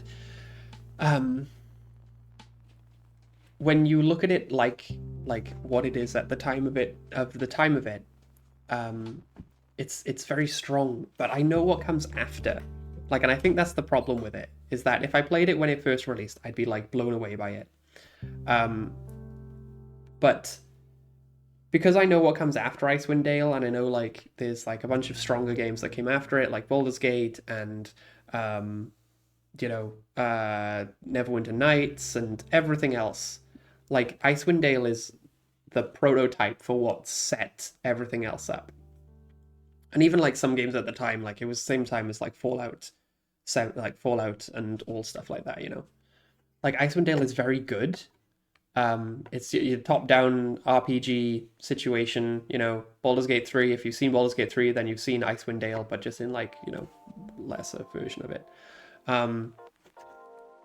It's like there's no like really super interesting story. It's very much like, oh, we gotta go beat the bad guy. Okay, let's go beat the bad guy. Like, there's nothing interesting in that. The combat is kind of clunky and frustrating.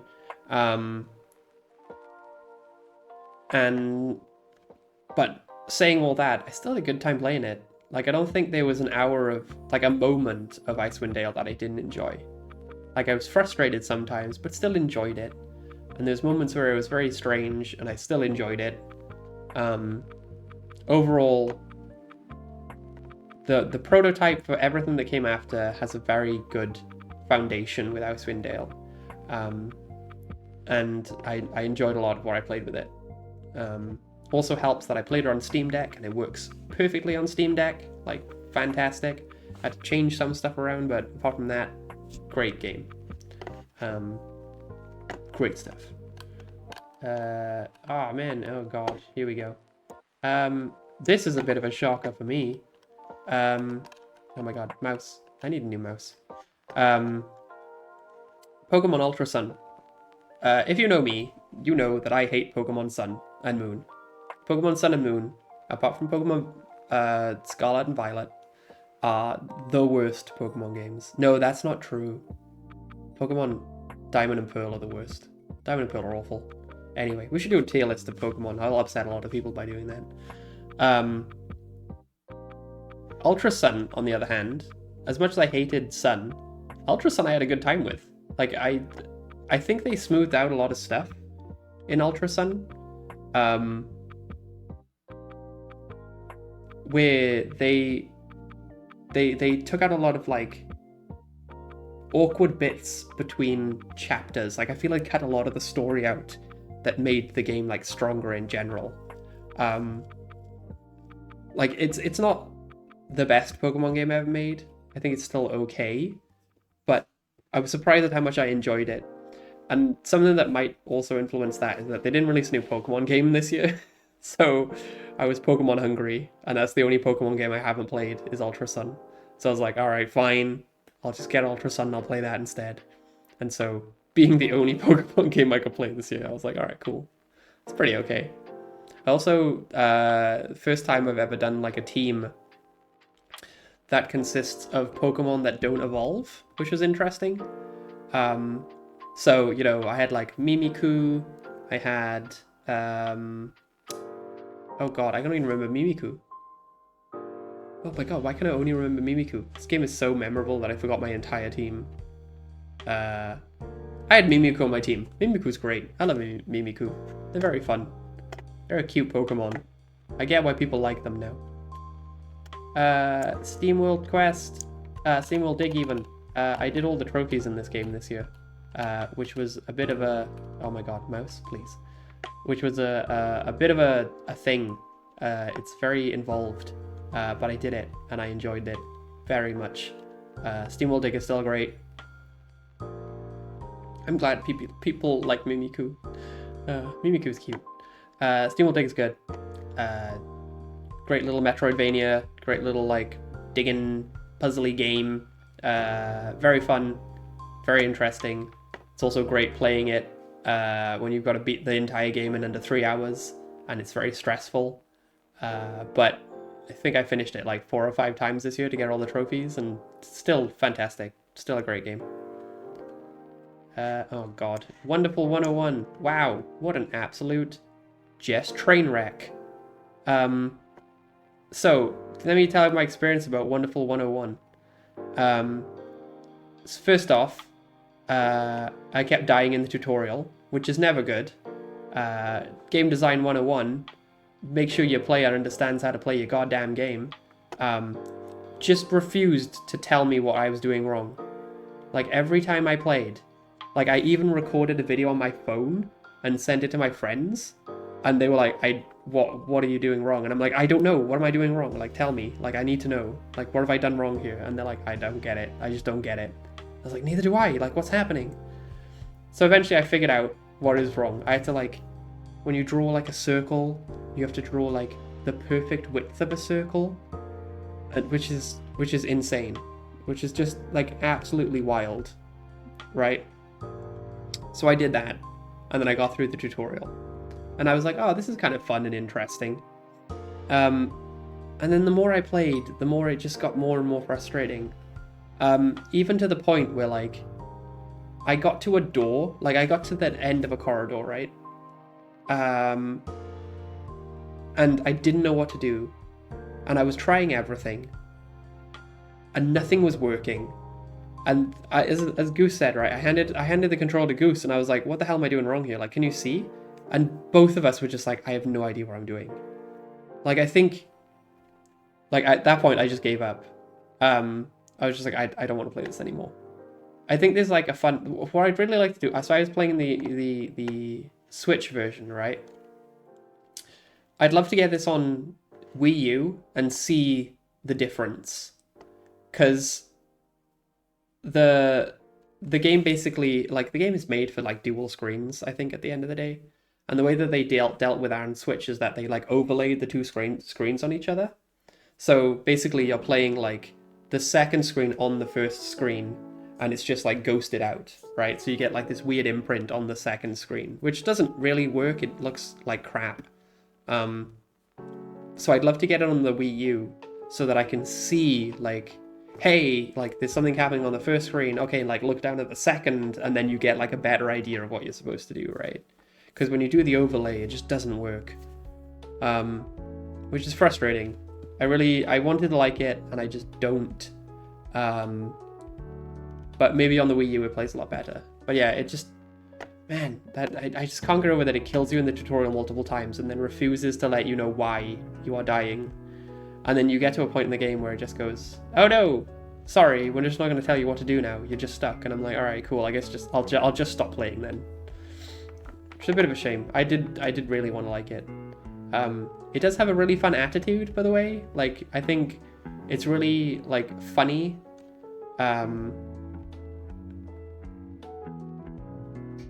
Like, there's a lot of the dialogue in the game is very, like, tongue-in-cheek and very silly, and it does a lot of puns, so that made me laugh. which I was really excited about because I messaged my friends about it too, and I was like, oh man, you would love this game.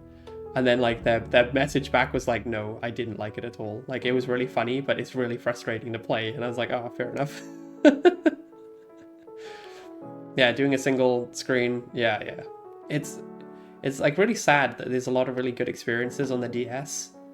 Like the DS and the 3DS, they're like two of my favorite consoles ever. And it's because of that like setup, like that dual screen setup makes for really fun, interesting games. And just like, there's so many things that get stuck on that console that are really interesting to play, and like nobody else will be able to play them because you just can't take that experience and like put it onto anything else. And I think that's the problem with Wonderful 101 is that it was made for a dual screen like Wii U experience, and when you try to transvert it, when you try to translate it over to like a single screen, it's just not going to work. So yeah, I would love to play the Wii U version and see the difference. Okay, I'm going to do quick fire on these because I only played like an hour of these each, so some of these are just not going to really get the time of the day. Demon Throttle, very good. Shmup, you play as like a character and you're like walking up the screen all the time and shooting, very fun. Gonna come back to this, loved it. Pocky and Rocky Reshrined, very good. I thought it was a remake of the first one. It is not, it is a sequel. Really fun. If you played Pocky and Rocky, then you'll enjoy Pocky and Rocky Reshrined. Super Bomberman 2, it tried to do a single player game and the single player is bad. It is not fun to play.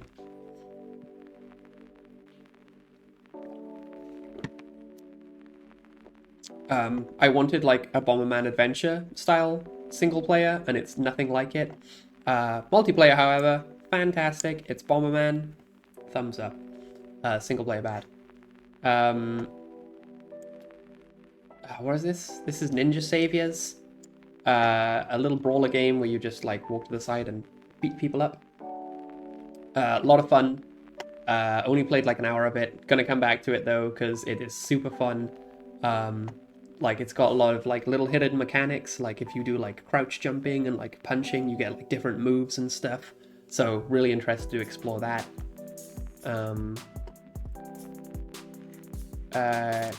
Cotton Fantasy, another one that's just a shmup. Really fun. Had a great time playing it. What am I trying to say? Gonna come back to it. I only played like an hour or so. Enjoyed a lot of it. Okay, I don't know if I'm cheating. I might be cheating, but I'm not cheating because I didn't. It's kind of cheating, but it's not cheating. I'm gonna say it's not cheating. Okay, so Super Mario 3D World plus Bowser's Fury. I played Bowser's Fury this year, and I thought it was okay. It was very okay. Bowser's Fury feels like the prototype to Super Mario Odyssey. And then they just like slapped it on Super Mario 3D World and was like, ship it, go. It's like, great. Like, it's a fun experience, but it's not like Super Mario Odyssey, where Super Mario Odyssey is like a masterpiece and just an incredible game. Bowser's Fury is like the prototype of that, and it works, but it doesn't, and it's okay. Like, I don't think there's anything super special about it. It was just very okay. But what you do have attached to Bowser's Fury is Super Mario 3D World, which is, oh my god, it's so good. Every single level of Super Mario 3D World is incredible. I absolutely love the fact that the entire game is a breeze. Like, it's wonderful to play, right? And when you get to the end and you beat Bowser, and then the game goes, alright kid, you've had your fun, now time to do Rainbow Road. And the game just absolutely beats you up. It just hates you so much. I love that there's like a flip of the switch at the Nintendo studios where they're like, oh, be friendly, be really nice. We can be like, we'll give lots of errors so they can like come back and do this. And then they flip the switch to like nightmare mode, and instantly they're like, all right, cool, so how do we kill the player as many times as possible and make it really frustrating and really difficult, but also they still need to have fun. And that's like the Rainbow Road of Super Mario 3D World. It's just like, oh my god, like those later levels are so difficult and so frustrating, but so much fun. And I just love it that Nintendo have so much self-control that they don't do that all the time. That they're just like, no, no, no, no. We gotta wait. We gotta wait. And then they do. And they flip the switch and they absolutely hate you. 3D World and Bowser's Fury, great. Loved it. New to me. On a technicality that I played Bowser's Fury, but Super Mario 3D World's attached to it and it's amazing. White Day, A Labyrinth Called School. Again, this was a game that I only played for like an hour. And I was going to play on stream for Halloween, and then I disappeared off the face of the planet. So here we are, here it is now. Really interesting, first person, like, survival horror game. I need to go back to it because I really enjoyed it. The second one came out this year and I'm really looking forward to playing that too. So just need to play it and enjoy it. Here's one. So Concrete Genie was definitely going to be up here on New to Me Game of the Year. And if I could cut this game in half, I would. And be like, hey, the first part of Concrete Genie, where you're running around and like drawing stuff and being super creative, is fantastic. Incredible. Like, definitely one of the best experiences I've had this year is like doing all that part. And then it gets into the second half and it just nosedives the game into mediocrity, which is really sad. And it does like affect it quite a bit. Like, I really wanted to enjoy Concrete Genie, and I loved the first part of it, and then it gets to the second, and it's so bad. It's like, it's such a awful game in that second half, and it really does just ruin the first half of it. Like, the running around and exploring and drawing on walls and being very creative and having a great time is so good, and then it does all the action in the second half and it just, oh my god, it's so bad. It's so bad. Like, I would have loved just a game where, like, you use your creativity to fight bosses instead of like shooting lasers at them. And I guess, you know, it's probably a point in like they were trying to make that work, probably, and it just didn't. And, you know, they just was like, all right, just make it a laser boss fight. And it's like, that's fine. You know, sometimes you just have to go. You have to say, right, that's it. We need to ship. Just get it out there. And they did. Man, that first half, incredible. That second half just pulls the entire game down, which is a shame.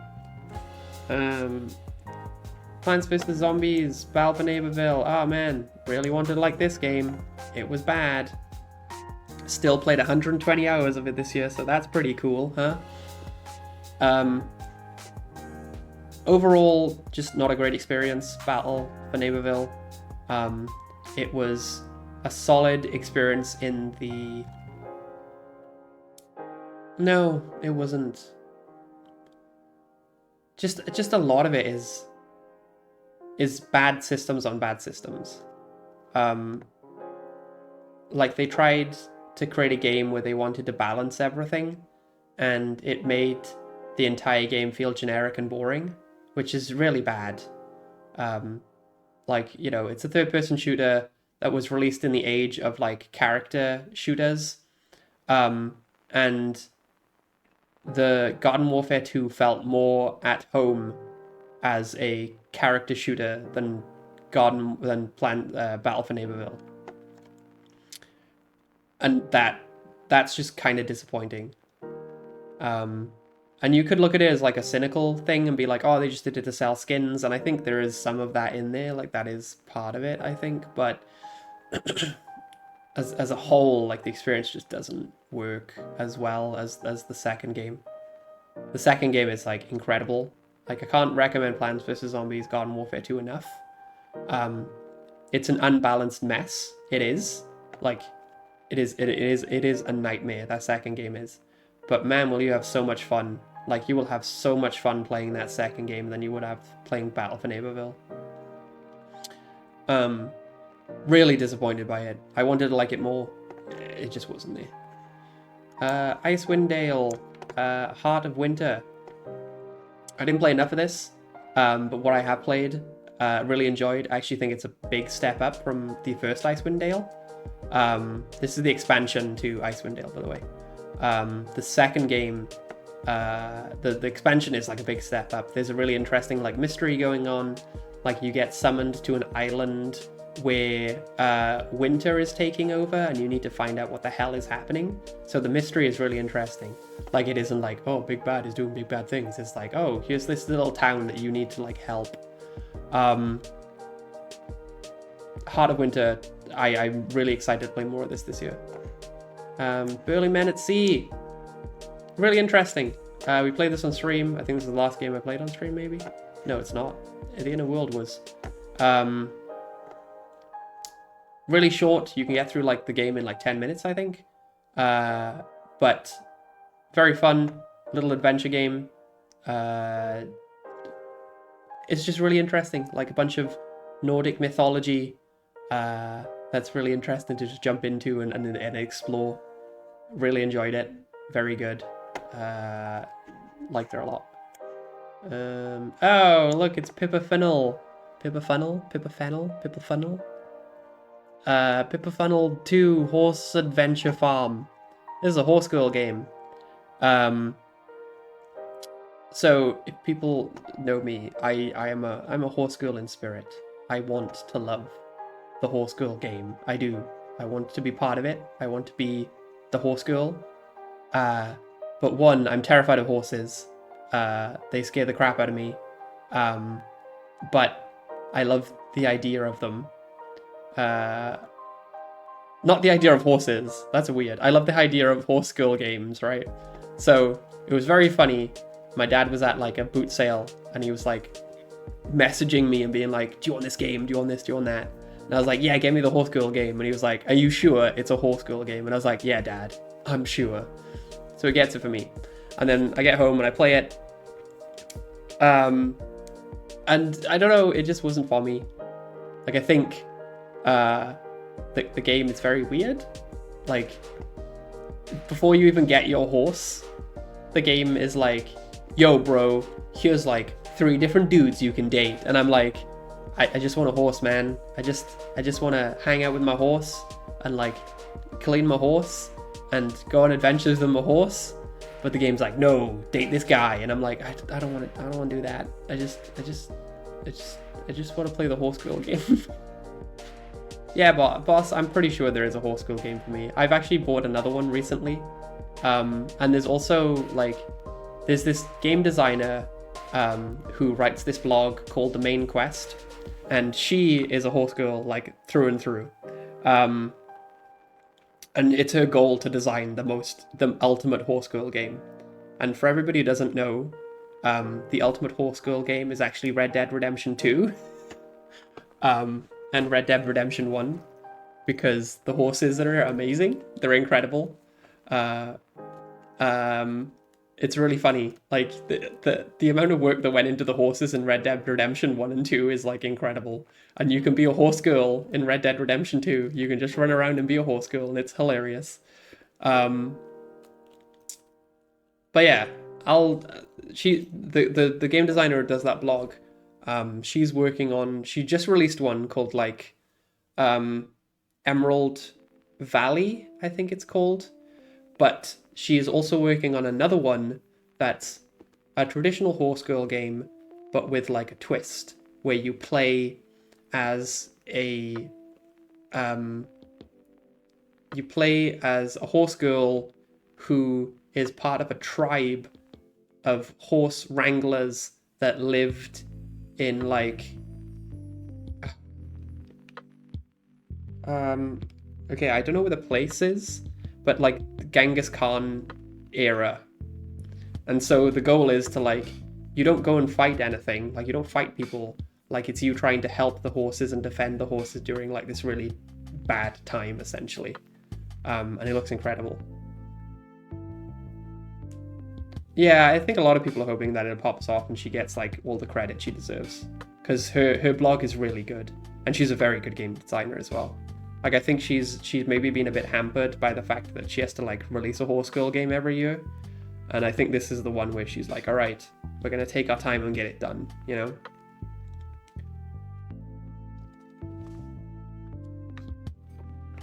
But yeah, not for me. Maybe one day I'll find a Horse Girl game that really speaks to me. Red Dead Redemption really did. I really like that game. Shadow Tactics, not for me. I would love to play this again, but not on stream, because I feel like I played it on stream and I just stressed out about it. So, Shadow Tactics. I'll go back and play it one day, but maybe I'll play it on super easy mode and mess up everything but get through it. But I really liked where I played, maybe just not for me. Touchmaster 3 is a collection of like little mini games on the DS. I grabbed it because it's full of little mini games and they're really fun for like little inspirations of like making your own little crappy mini games. Really good. Like I finished every single mini game 100% in like 2 days. But you know, lots of fun little ones like, you know, like little math problems and then like little puzzles that you can solve, little like shooter games. Just a fun collection of just mini games. Really, like, honestly impressed by it. Astro's Playroom, did this to get some trophies. This isn't Astrobot, this is Astro's Playroom, which is like the prequel to Astrobot. Great game, still fantastic, loved it a bit. Trophies were fun, still fantastic. Rage, I keep coming back to Rage. I played it because a YouTuber that I really like did a video on Rage. And I was like, oh man, I haven't played Rage in ages, but I really enjoyed Rage. Because of just how grungy and how like mechanical everything felt. Every gun you shoot in Rage feels like it's full of rust. And at any moment it could just explode in your hand. And I love that. I think this is such a good soundscape. I think visually it looks like nothing else. Like Rage definitely looks like a game where the world definitely feels like it was nuked into oblivion and it's burnt. Like it's just like burnt into just sand.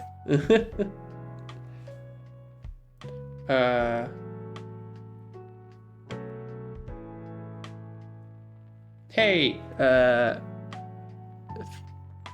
Joe J for life. What is that game? I'm gonna have to look that game up because I don't know what that game is. But thank you for coming to the chat. Oh, oop.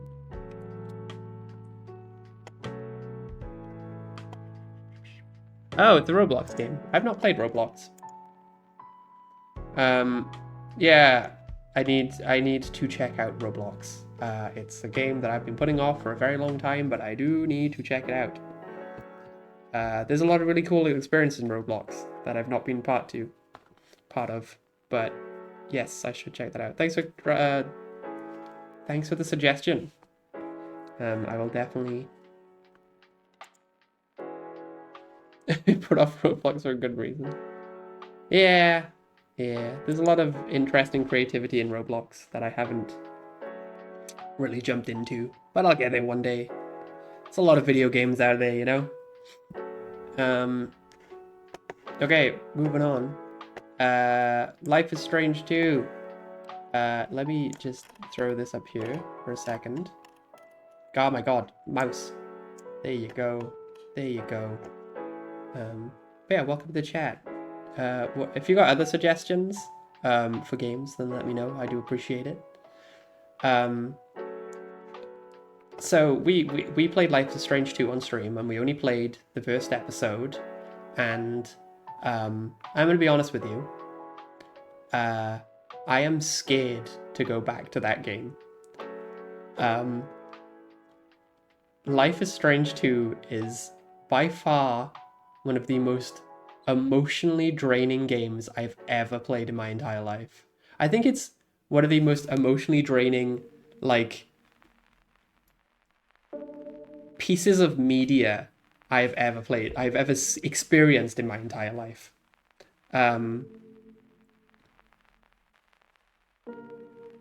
Welcome to the pond. I mean, we could call it the pond. I don't really know what our community is called. Yeah, everybody's a little duckling. We could be with the pond. But yeah, Life is Strange 2, man. It's just a lot. It's just a lot. Life is Strange 2 is just a lot. It feels like somebody is just putting the pressure on you constantly.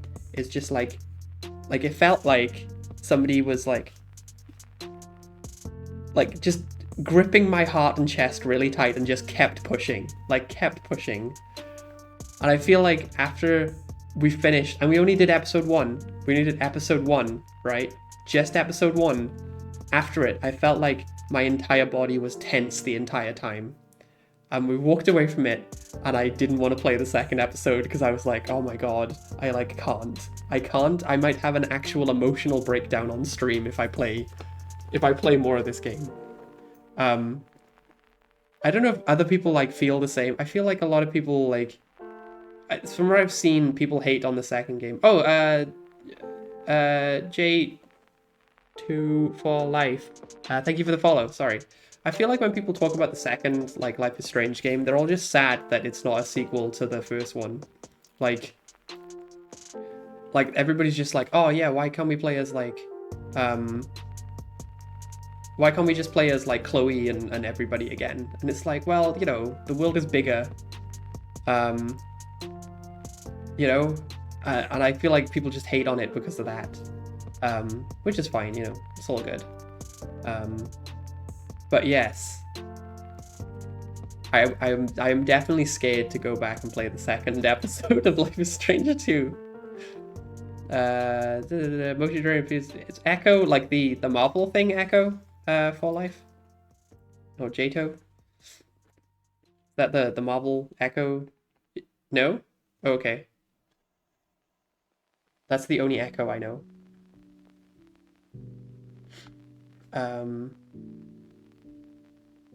Oh, okay.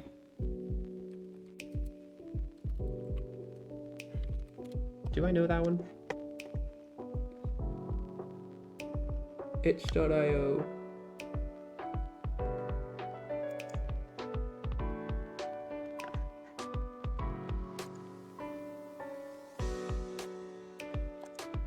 Okay.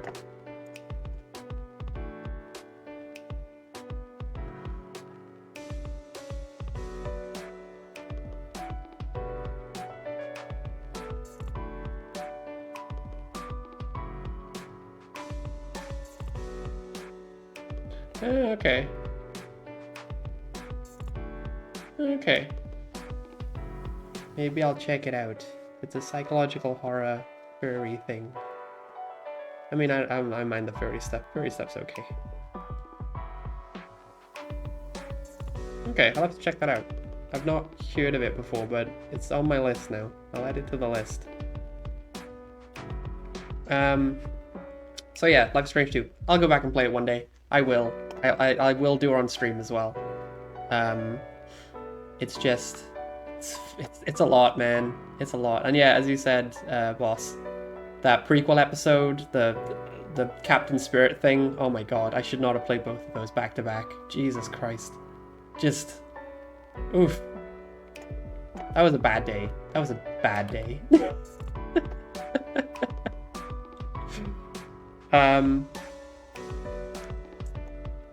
The Inner World. This is very okay. It was meh. A lot of it is... There's some moon logic in the Inner World. It's a little adventure game for people who don't know, and you play as a little bug that lives inside this little world, hence why it's called the Inner World. It feels like, again, it's I think the studio that made this went on to make bigger and better things, which is great because I think this is a good start for them, but they made bigger and better things after it. And I'm looking forward to playing those. But this game is kind of rough. There's bits of like funny things in it. I love the bartender who tells of all of her exploits in the world, and it's very funny. That's a great little puzzle. And the world is kind of interesting as well. Yeah, interesting game, the inner world, but not something that I would like to play again, you know.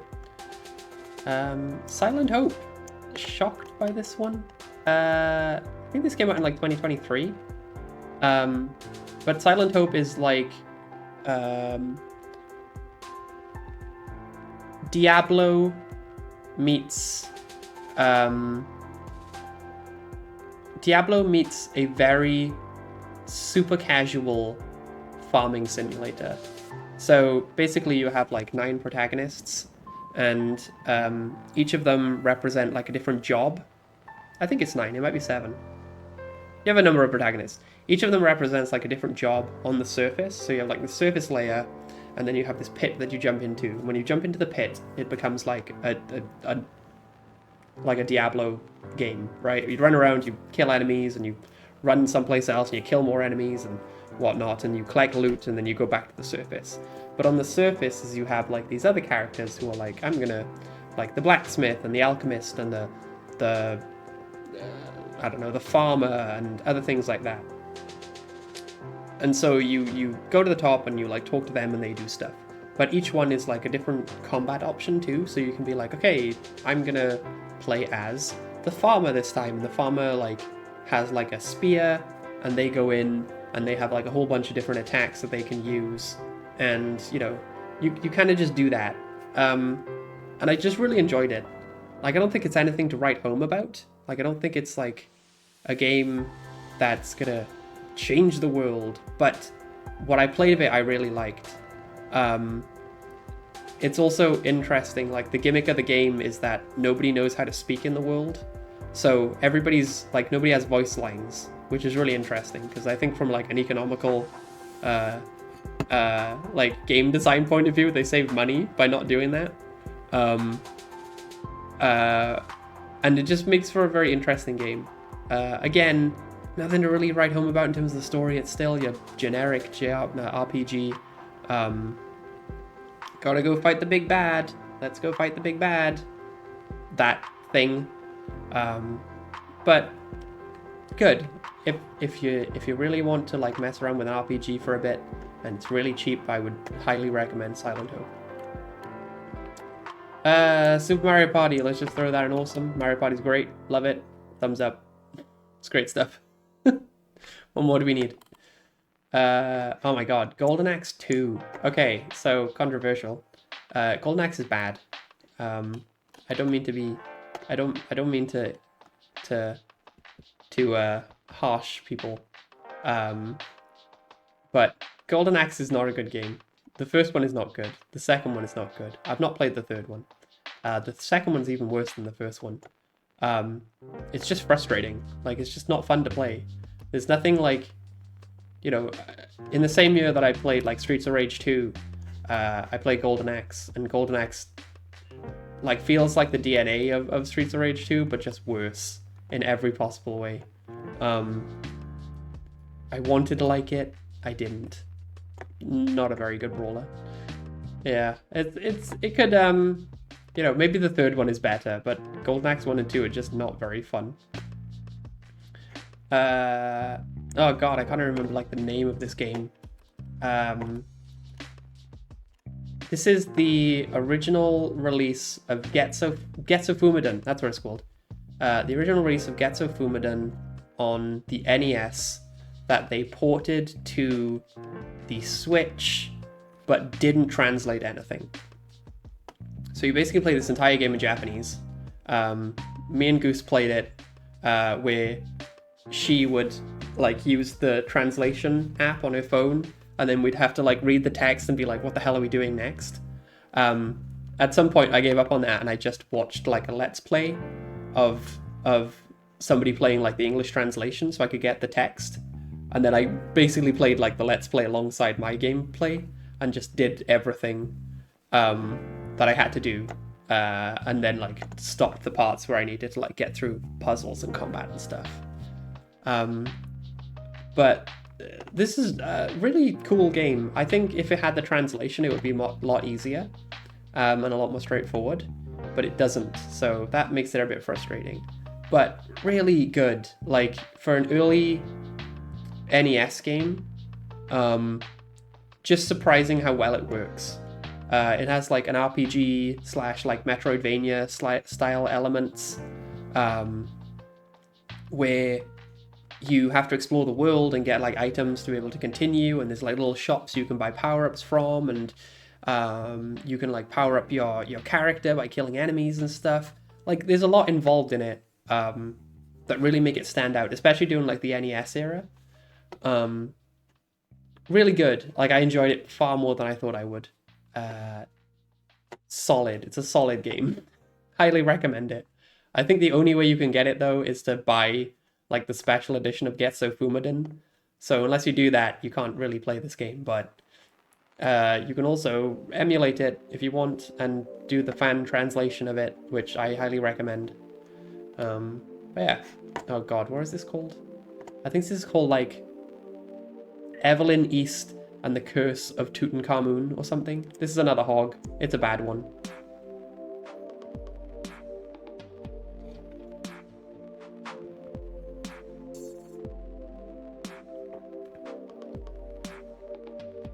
Okay, thank you, Jato.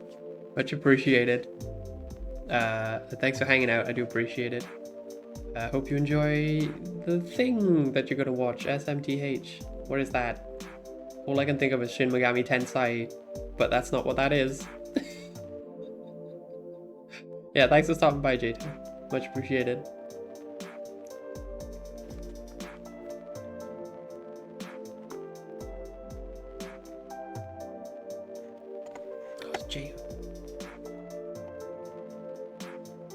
Oh, yeah. I see that now. I see that. J-Ho. Sorry, J-Ho. Okay. I thought it was like play on Johto. I'm not gonna lie. I was like, oh, it's Johto. But I that would make me misremembering things. Anyway, this terrible hog game. It's bad. It's not a good one. Later, dude. Not a very good game.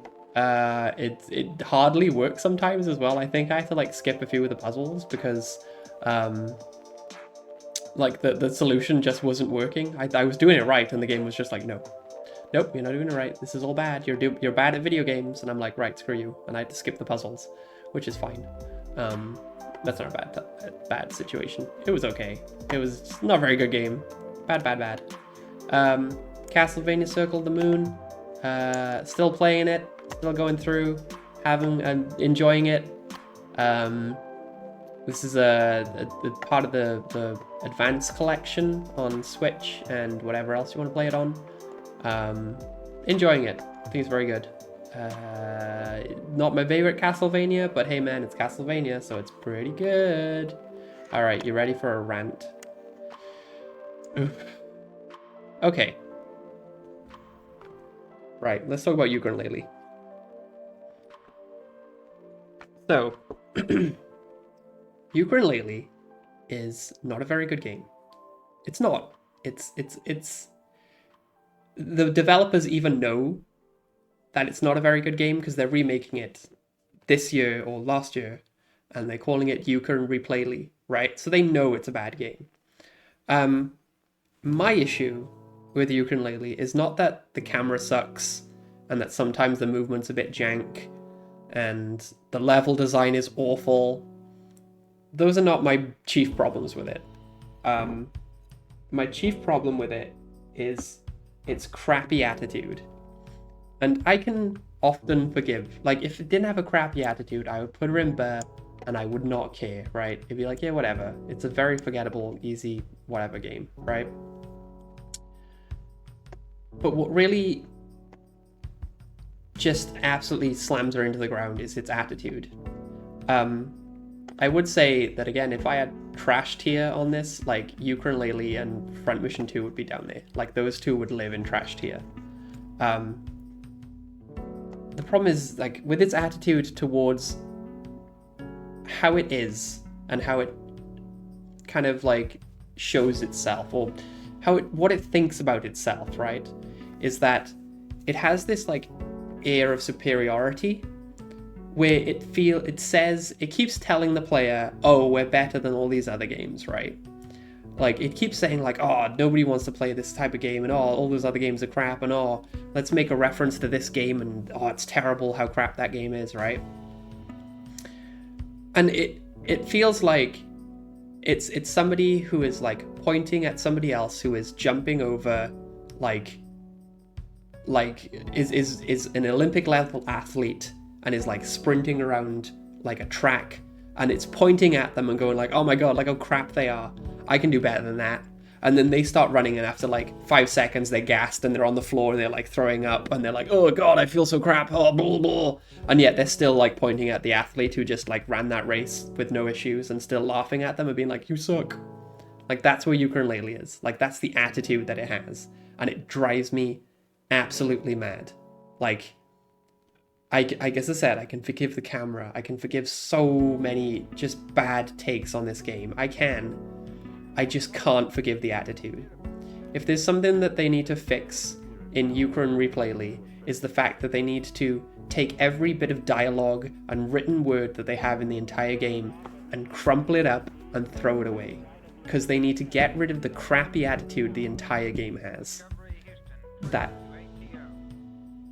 is like the biggest flaw. That they just need to fix that. They just need to fix that. And I think the other part that really bothers me is that like I'm a mobile developer. I make mobile games, and I'm very proud of making mobile games. I love mobile games, right?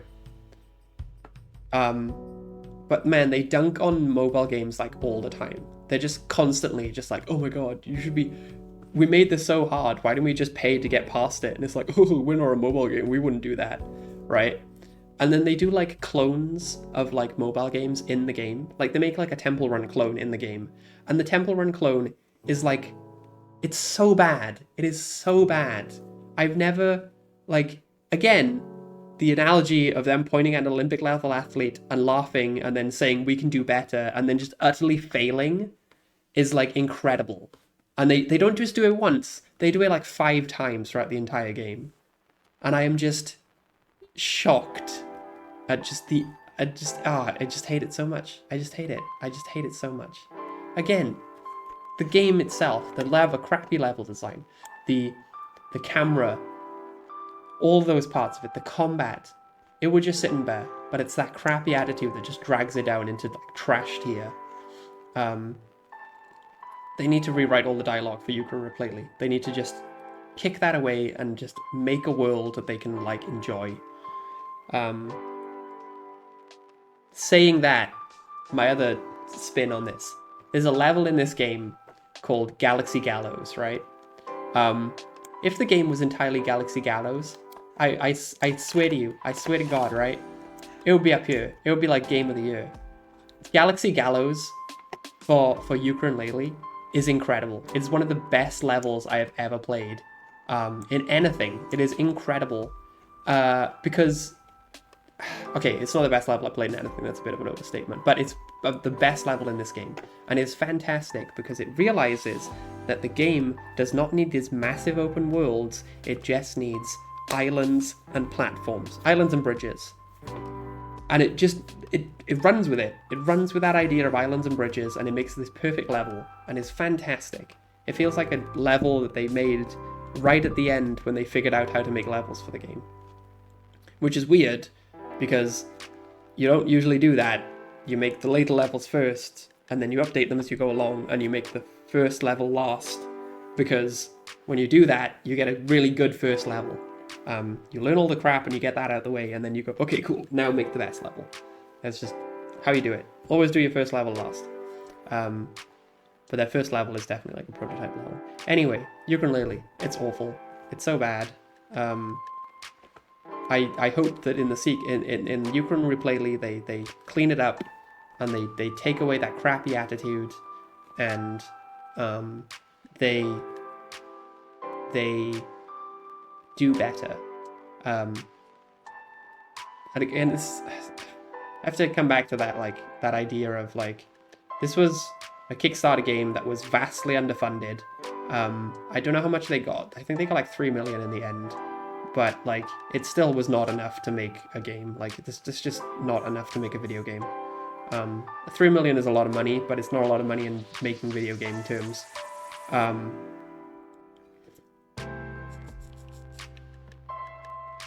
And so they had to, like, it also was maybe their first project they made in Unity, so there was a lot of that, of them, like, learning as they went along. You know, there's a lot of issues in terms of the animation, because animations just keep playing all the time and it's really distracting. There's a lot of learning lessons they have in the game, and I feel like they've already figured that out. Like, obviously, like, if you've seen their sequel to Yooka-Laylee, which is Yooka-Laylee and the Impossible Lair, like, that is such a vast step above Yooka-Laylee. That is incredible. Like, the team there was obviously talented, and they just didn't have enough time. And that's what I'm hoping with Yooka-Laylee. Will I play it? Maybe. I don't know just yet. If somebody says to me, hey, all the dialogue's been ripped out and rechanged and it's much better attitude, I'd be like, alright, cool, I'll play it. But until I hear that, I won't be replaying Yooka-Laylee. Anywho, God, I hated that game. Hey, Ratchet and Clank is here. That's a superior game. I think, so Ratchet and Clank Rift Apart. This, it's okay. Like, I just want to say that first off. Like, it's very, I love it. It's great. It's a Ratchet and Clank game. It's a very okay Ratchet and Clank game. It looks fantastic. It plays really well. They have these dual characters that you get to play as, but, like, there's no difference between the two. You get a new companion, which is cool, and I love her. She's great, and she's sad, and she makes me feel things. It's very okay, and I think that's kind of what Ratchet and Clank has become lately. Oh my god, has my music run out? Oh my god, I thought my music ran out then. I can't have been talking for 12 hours. That's what Ratchet and Clank has just been lately. It's very safe. Like, I don't think we've ever had, like, a terrible Ratchet and Clank game except for the Ratchet and Clank remake, which was not good. Very bad. And so every Ratchet and Clank game that comes out now just feels very safe. And that's fine. Like, it doesn't need to be anything, like, incredible. Like, every time I play a Ratchet and Clank game, I know I'm going to have a great time. It ain't going to change my world, but I know I'm going to be entertained. And that's what a lot of Rift Apart feels like, is, like, it's okay. Still going to sit in awesome, because I think, for me, Ratchet and Clank is very important, and I still love it, so it can sit up there, but yeah, that's okay. Oh my god, guys, we're almost there. Oh, dude. Oh, god. Okay. Oh my god. Okay. Oh, dude. So, Graveyard Keeper.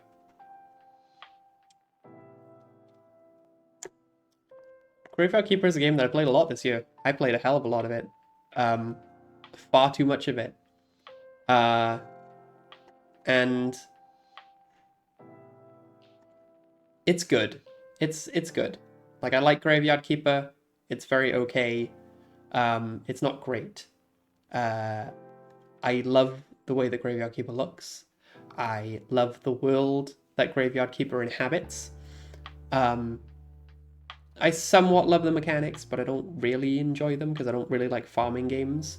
But it's okay. For everybody who doesn't know, like, Graveyard Keeper is basically like Stardew Valley, but for emo kids.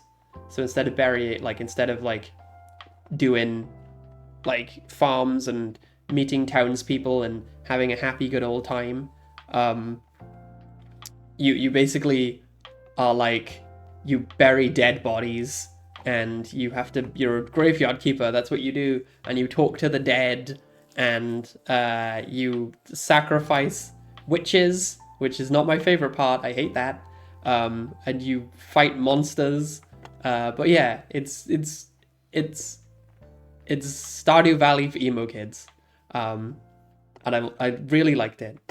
As I said, like there's a lot of really good like little mysteries in it. Like the setup for the game is like you're a person in modern times, and suddenly you get teleported back in time to like the Middle Ages, where you're then designated as the graveyard keeper. Like that's it, and then you have to live in this world. And you have to find out about the townspeople and all these other stuff, and you get to learn little lessons about them and little stories, and it's really interesting. Like all of that, it's really super cool. Where it just falls on its head, or on its face, I should say, is the balancing. It's very badly balanced. I would love to do a complete teardown of Graveyard Keeper. I think it's one of those games where I would love to look at the math and be like, okay, this is where they went wrong. You know, there's a lot of like objectives in the game that are, hey, make this thing, but we're not going to tell you how to make this thing, and we're not going to give you any hints on how to make this thing. You have to look up something on a wiki outside of the game. And I'm like, for me, I don't think that's cool. Like, I don't like doing that. I don't need external factors to like figure out how your game works. You should tell me how your game works within your video game. There's a lot of games that do that lately. It's one of the things that frustrates me about video games, modern video games, is like, hey, don't worry about explaining anything in-game, because we'll just make a wiki page for it. And it's like, ugh. Yeah, but you don't have to do that, do you? Saying that, I did play over 100 hours of Graveyard Keeper.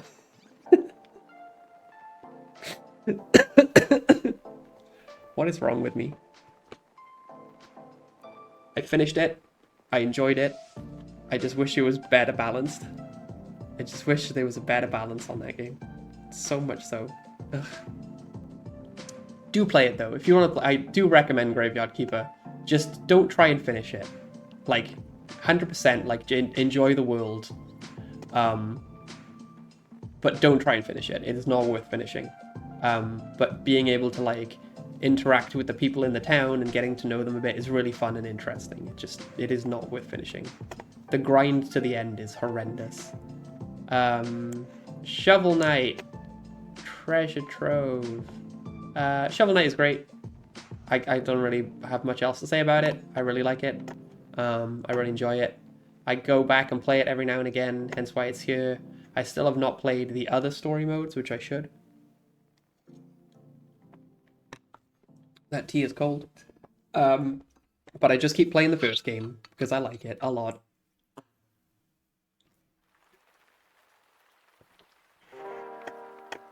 Maybe one day I'll play the sequels.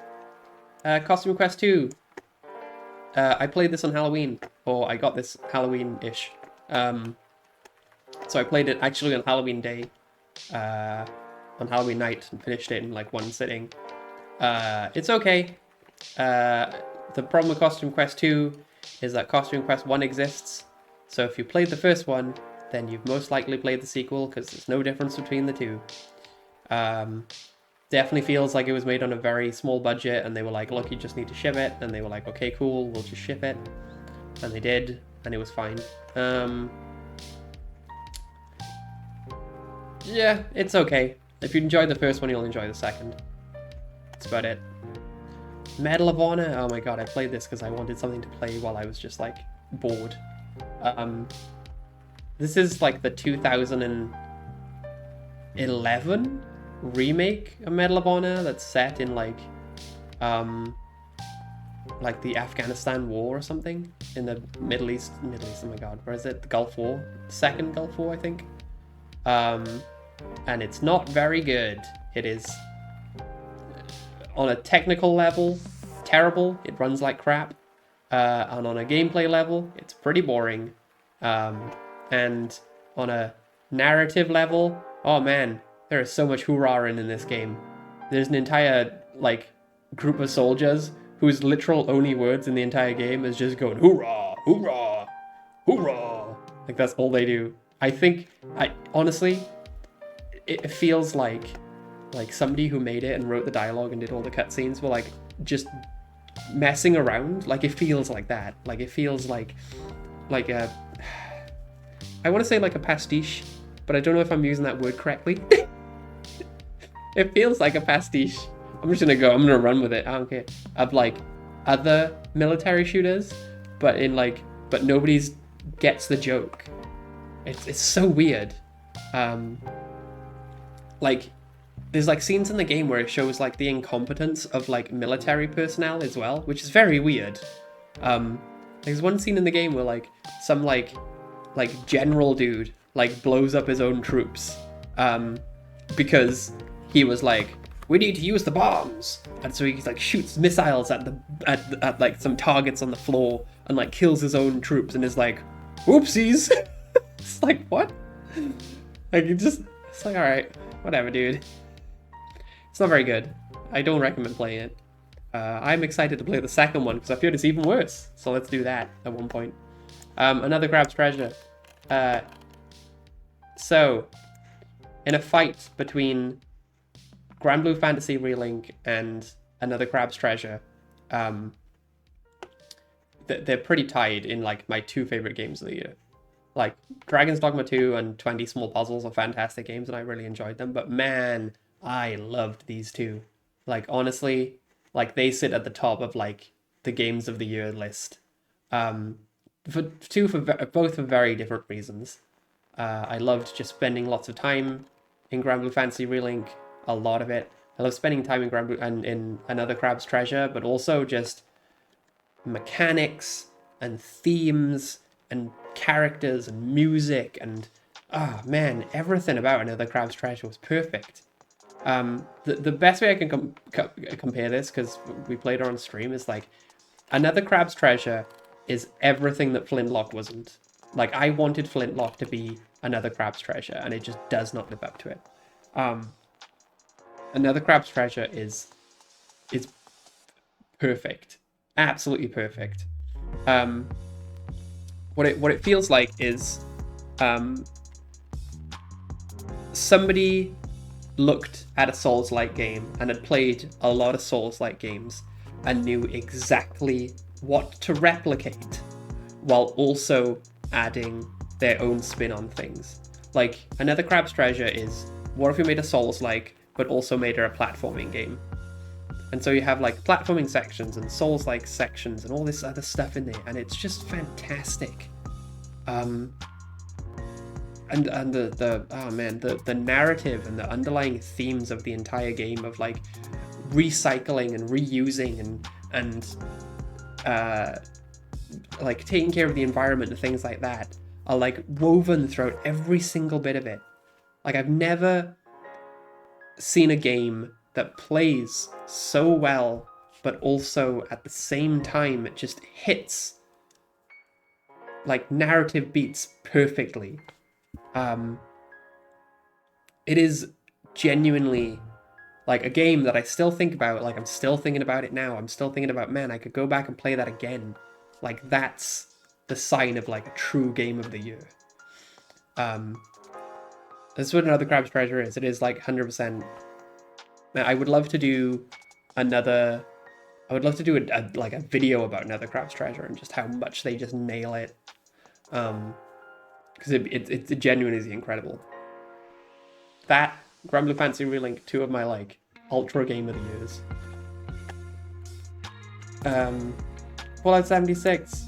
I know that everybody hates on it. I know that it's a kind of a joke. I know that now people really enjoy it.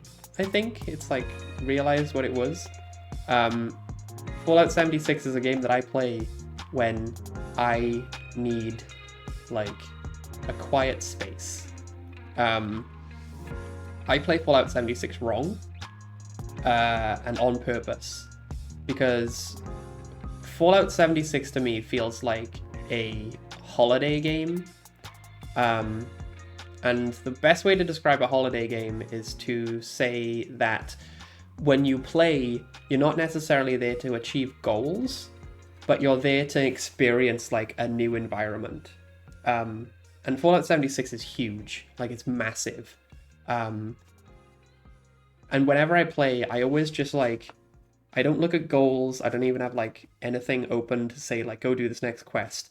I just look in a direction and then I just start walking. And that's how I've played Fallout 76 for like 30 plus hours now. Is just like walking in a direction, and then if I come across something, I'll stop and I'll look around and I'll like be like, oh, what happened here? And I'll like go into a building and like, oh, this is interesting. And it's totally the incorrect way to play Fallout 76, but it's the way I play Fallout 76, and I enjoy it so much. As I said, I've only done like 30 hours in it, which isn't many. And like, I think maybe 20 of those hours was on a separate playthrough with a group of friends. So playing it on my own and just like walking in a direction and just experiencing like this place was really interesting. I highly recommend Fallout 76 if you just want to experience an environment. It is super interesting. Yeah, I like Fallout 76 a lot. Far more than I thought I would. But that's again, I play it weird, I play it wrong. Or not wrong, I just play it in my own way. So I enjoy it from that point of view. Oh, Yuletide Legends. The Search for Santa Claus. Let's throw that down here. Again, another. This is a hog. This is another hog. It's about you saving Santa Claus. As a detective. But the detective, here's the kicker, only works on Christmas Day and Christmas Eve. No, this isn't a Selena Gomez one. I'll get to... Selena Gomez is down here. Here she is. She's Selena Gomez right here.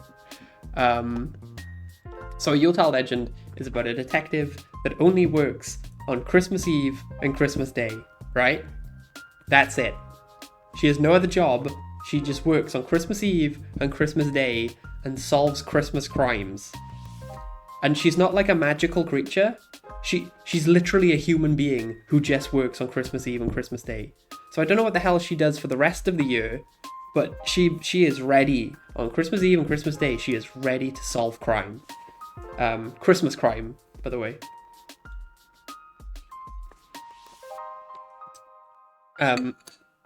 Things that I observed while playing this game. Santa Claus is easily duped by simple things, and he gets arrested and put in an actual jail cell, and he can't magic himself out, which is weird, but okay. Elves attempt to save Santa Claus via drugging a human with sleeping pills, so that's cool. Frosty the Snowman shows up, and he's hot, and it's weird.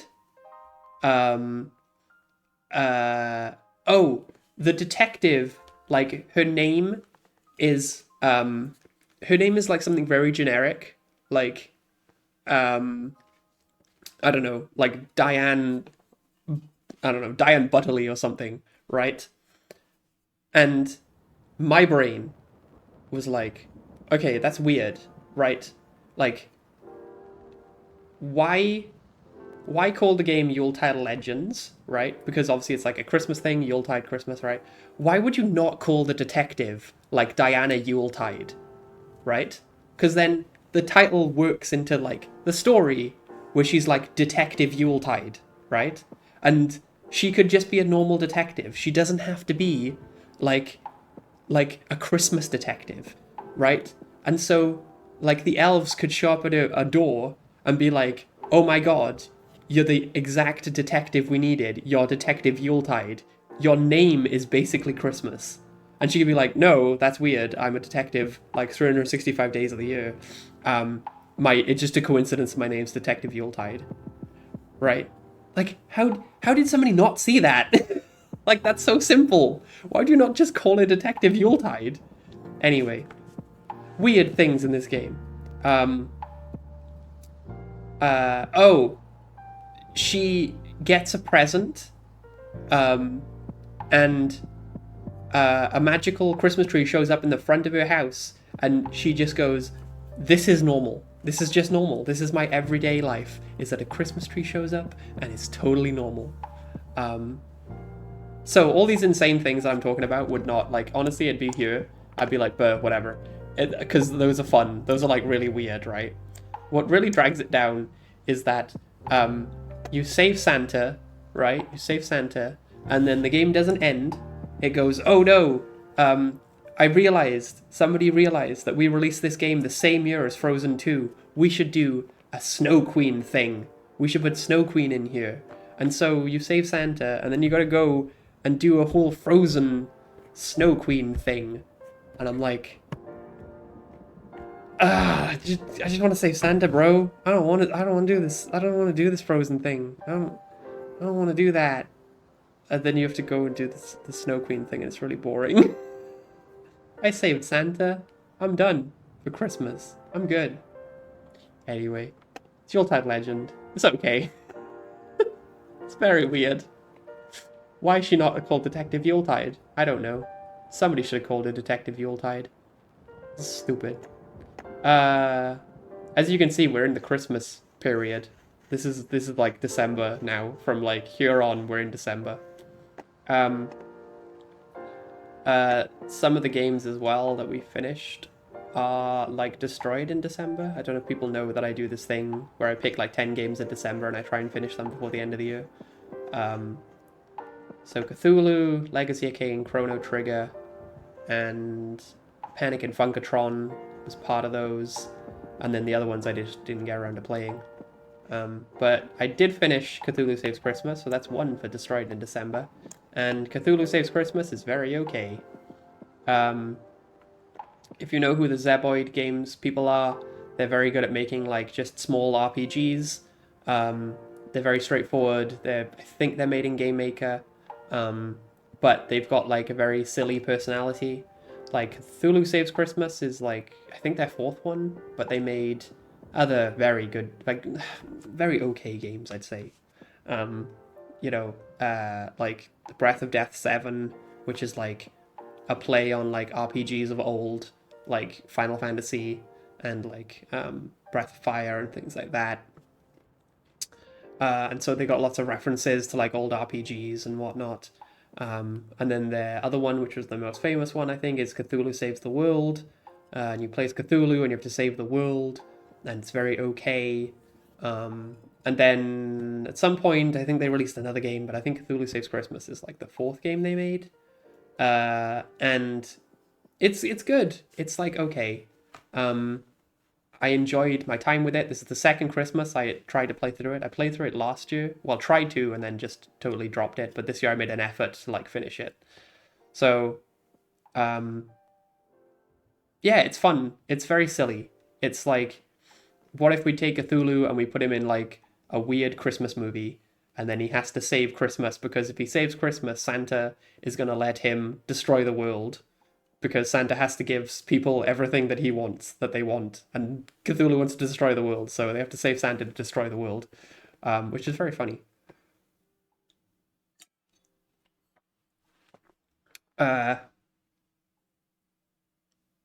Yes, and he does that. It's got a very weird combat system. So every time you play a Zeboid Games game, they change their combat system. This one involves like, you basically get to choose like 4 skills, and then you have 4 random skills, and then you have to like try and tie those together to make like super attacks and stuff like that. And it sometimes works and often it doesn't, and you know, it's just very okay. They have like a dating simulator part where you have to go and like spend time with each of your like companions throughout the game. And those are very funny. You can also go work at a post office, which I did because I thought that was hilarious.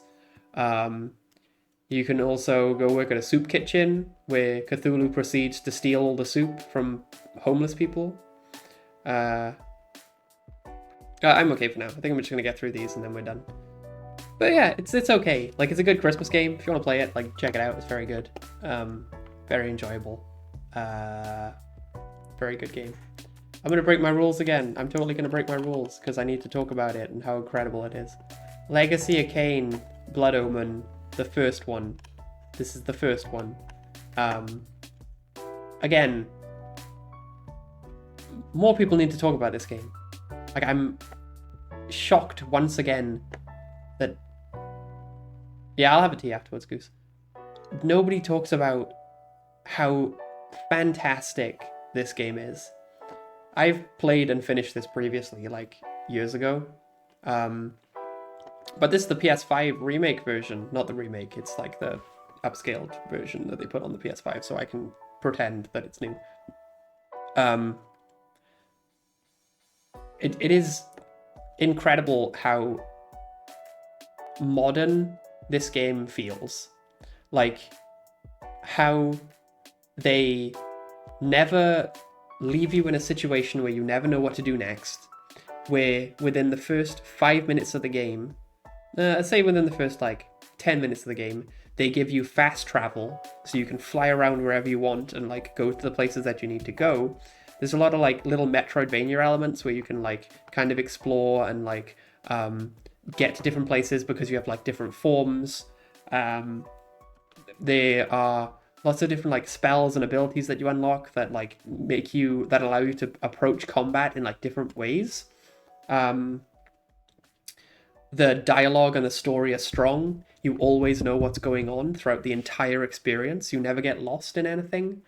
I'll highlight the dialogue again because there is nobody, like, the only character I can refer back to as, like, a reference point for Kane is Max Payne from Max Payne 1 and 2. Where, like, nobody talks like that. Nobody in their right mind speaks like Max Payne, and nobody in their right mind speaks like Kane in the first game. And I mean, like, just their delivery and the way they talk and the way they compare things to other things and absolute madness. It feels like a game that a lot of people ignore because, one, it's a bit clunky. It is. It needs, like, an entire UX pass. Like, it's very slow. The combat is not great. The combat is not great, but it's not frustrating, which is good. Like, it doesn't, like, you're not getting instantly destroyed by things often, so it's fine. But it's not very good either. Saying all that, it is fantastic. And again, it's a very realized world. Like, the pillars of the earth, or the pillars, I want to say the Pillar of Autumn, but that's the ship from Halo. The pillars that dictate, like, the forces within the world are such a great little concept, and they do more with those in the sequels. Like, Nosgoth as a region is, like, very refined and very, like, realized. Of all the games that they need to remake in the Legacy of Kain series, like, Blood Omen should be at the top, like, 100%. I think it is in the standing to be remade as a very strong Metroidvania, with, like, that top-down camera, but as a Metroidvania, and kind of exploring what that is. Like, that would feel like a very different style of game. It's, like, halfway there to being a Metroidvania, but it needs to go that extra bit further to be something that's very good.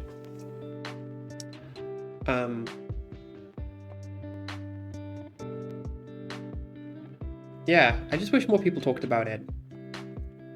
I just feel like it's such a game that, like, so many people can be like, yeah, this is kind of incredible, and nobody talks about it. But it's very good.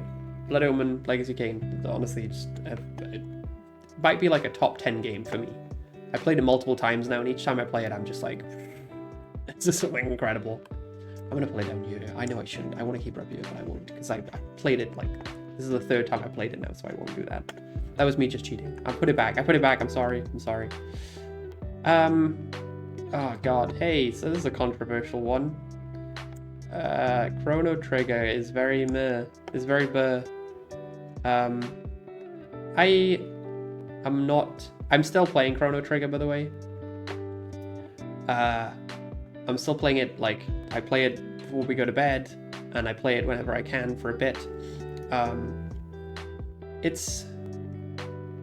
I don't get it. I just don't get it. Like, everybody constantly says to me, man, Chrono Trigger is, like, one of the best RPGs of all time. And I just don't see it. I'm 20 hours in, and I just don't see it. And maybe, like, for other people, it's because Akira Toriyama worked on it, and I will say, like, the animation and the characters are very good. Like, I love the way they look, and I love the way they act, and there's a lot of really fun dialogue in the game. But for me, it just feels like a bog standard RPG. I'm not seeing, like, what makes it special. I don't understand, like, why people love it so much. The music is fantastic, like, don't get me wrong, the music is incredible, but I don't get, like, I don't see why everybody loves it so much. And is it the fact that, you know, I've played so many RPGs and I've seen this thing so many times, I've seen so many different takes on what Chrono Trigger's already doing, that for me it's like, you know, it's like somebody these days going back and watching The Exorcist. Like, The Exorcist into modern days audiences is laughable. Like, people laugh at The Exorcist. But for a lot of people, that was a terrifying movie. And is that what Chrono Trigger's like? That I've played so many RPGs and I've played so many different RPGs that when I go back and I play Chrono Trigger, I'm just like, I don't get it. Like, what makes this special? Yeah, I really wish I knew. That's the thing, my biggest issue with Chrono Trigger is, like, man, I wish I found that moment where I'm like, oh my god, I get it now. I understand why everybody loves this. Yeah, I think it is. I think it is like a nostalgia and being very good at the time. I think that's a big factor. Like, a lot of people who love this game played it in their teenage years, and so they're like, oh, this is incredible. I love this so much. And I obviously didn't. Like, I'm playing the DS version. Which I've heard is as true as you can get to the SNES version without playing the SNES version. So that's good.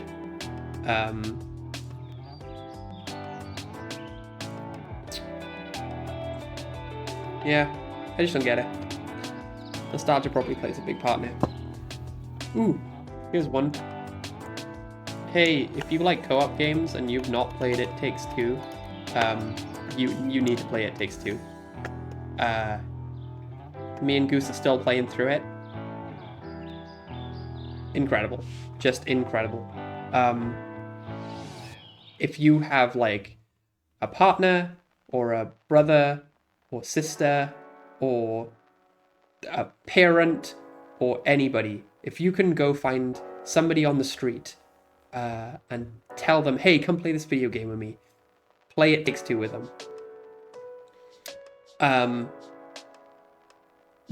think we're just close to the end, but man, every level is just incredible. Like, on a visual level, the detail of it is fantastic. On a gameplay level, it's switching up and changing all the time into something different, and it works. Like, cohesively, it works as a whole. Like, that shouldn't work, and it does. And the narrative it's telling, man, it is heartbreaking and awful. Like, oh my god. Like, the only way I can see the story working out, right? And this is a horrible thing to say, but the only way I can see the story working out in the end is that the way that the parents figure out they can stay together is that they give the kid up for adoption. Like, that's the only way I can see them staying together. Like, it feels like their lives fell apart when the kid came along, and their only solution is like, look, love, if we want to stay together and we want to be together, then that kid needs to be put up for adoption and we can be happy for the rest of our lives. Because it looks like all the problems that they have is that their kid is getting in the way.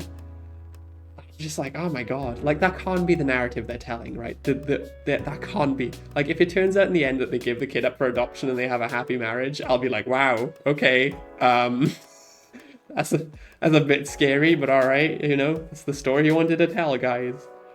But man, like, that there's only two ways this story can end, and it's they get a divorce in the end, or they put that kid up for adoption. Because if there's a third ending where they're like, oh, I love you, oh, we can be together, oh, our daughter's so perfect and wonderful, I'll be like, bullshit. That is absolute bullshit, dude. Like, because they're sitting next to each other, and I've noticed this little comparison. Like, if the game wasn't how like really colorful and fun, like the game is so fun to play, by the way, like even after all the emotional trauma that happens, like the game is so much fun to play. Oh my god, it's incredible. It is on par with like emotional damage that Life is Strange 2 does to you. It is so good.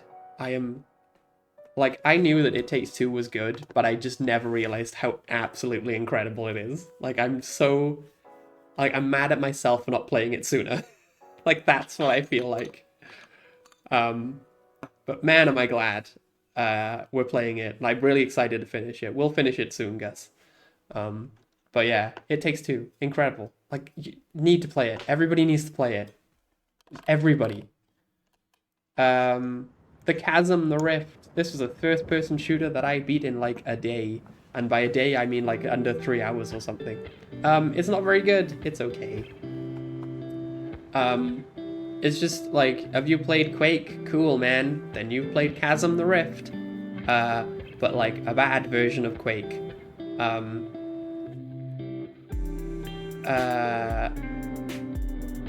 It's just okay. It's not very good. You just shoot a bunch of dudes. I had a good time playing it. Like, I shot a bunch of dudes, but I don't feel like my life was better for it or it did anything special.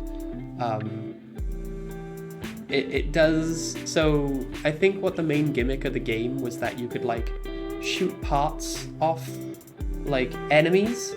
And so I think the idea was that you would, like, if somebody was shooting you with a gun, you would shoot their arm off and then you'd have to force them to like run at you with melee. But the game doesn't really work well like that, because I think they put like health factors on limbs, and so sometimes you're like shooting them and their arms comes off, and then other times it doesn't, and so the best thing to do is just shoot them in the head anyway. So, you know, I think there was like a mechanic there or a gimmick there that they were really going for, and they just never really realized it. You know, like a better way to do that would be like, you know,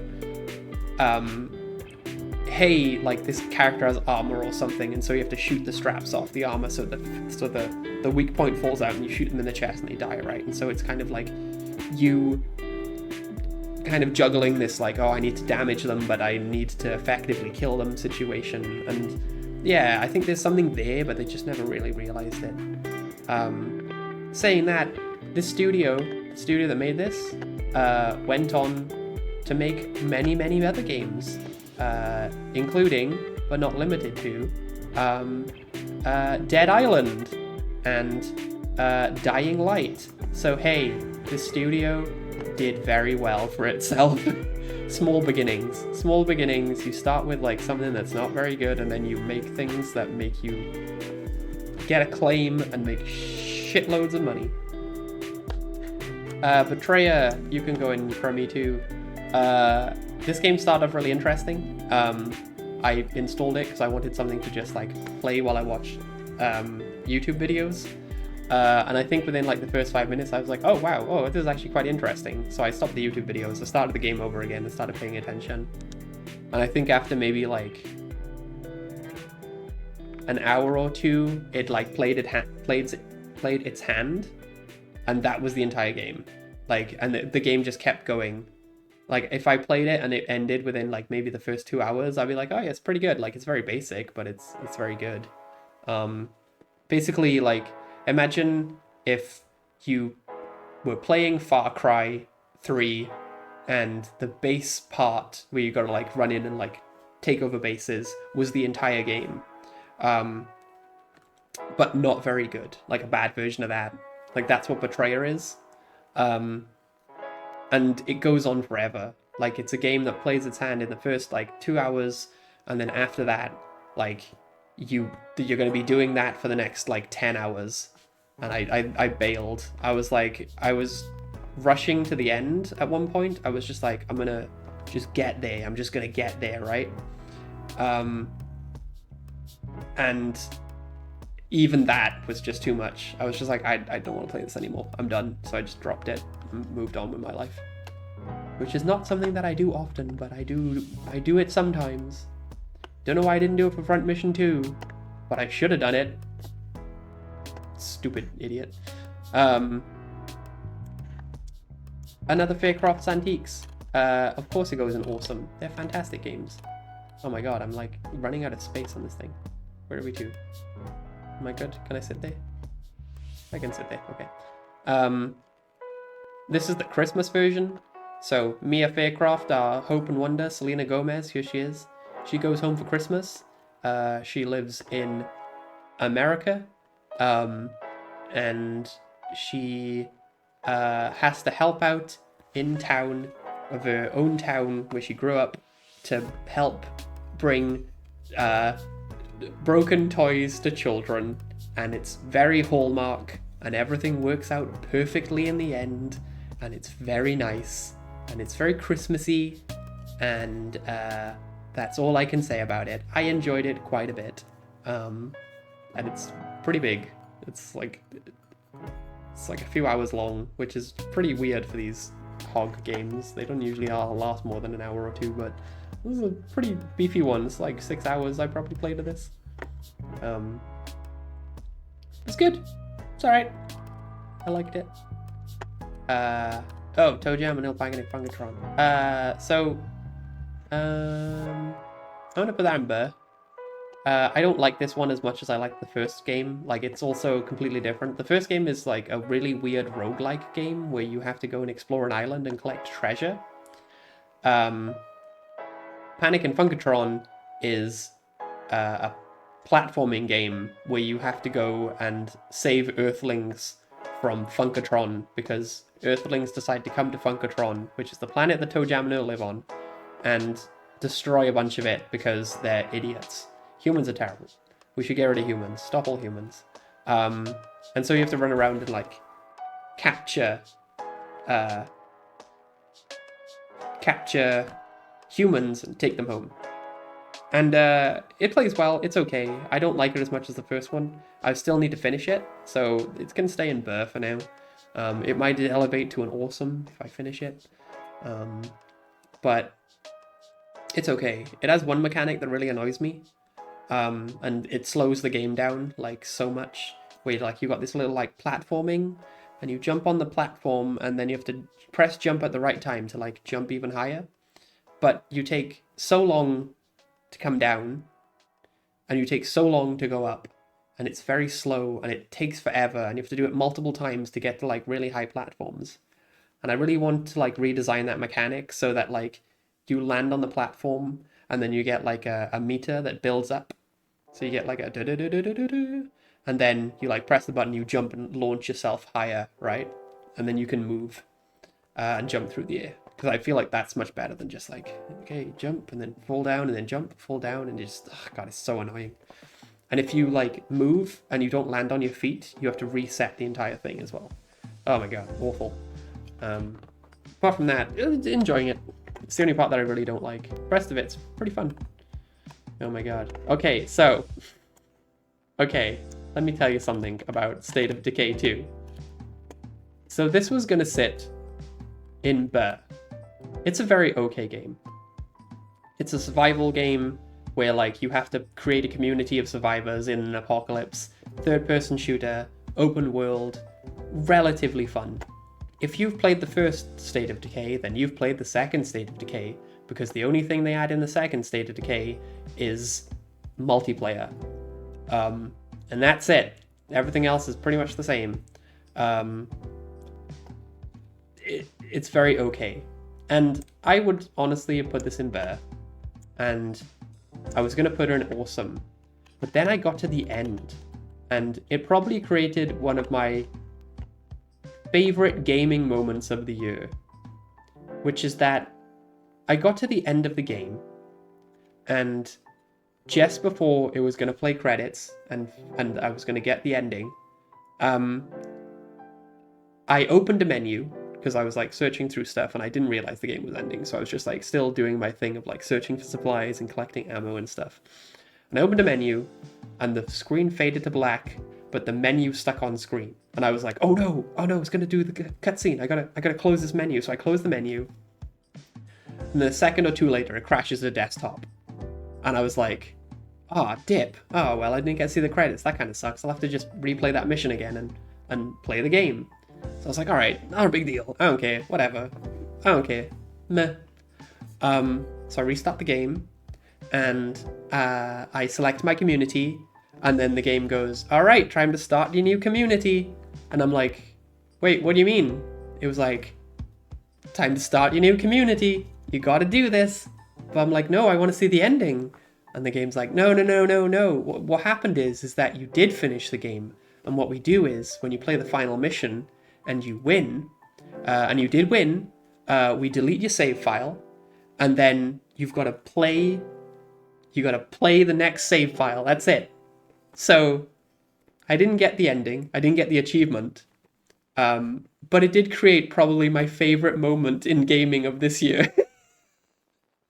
Of this game being very okay, and then right at the end of it, the smack in the face is that it deleted my save file and didn't give me the ending. And for that alone, it deserves a Game of the Year, new to me Game of the Year nomination.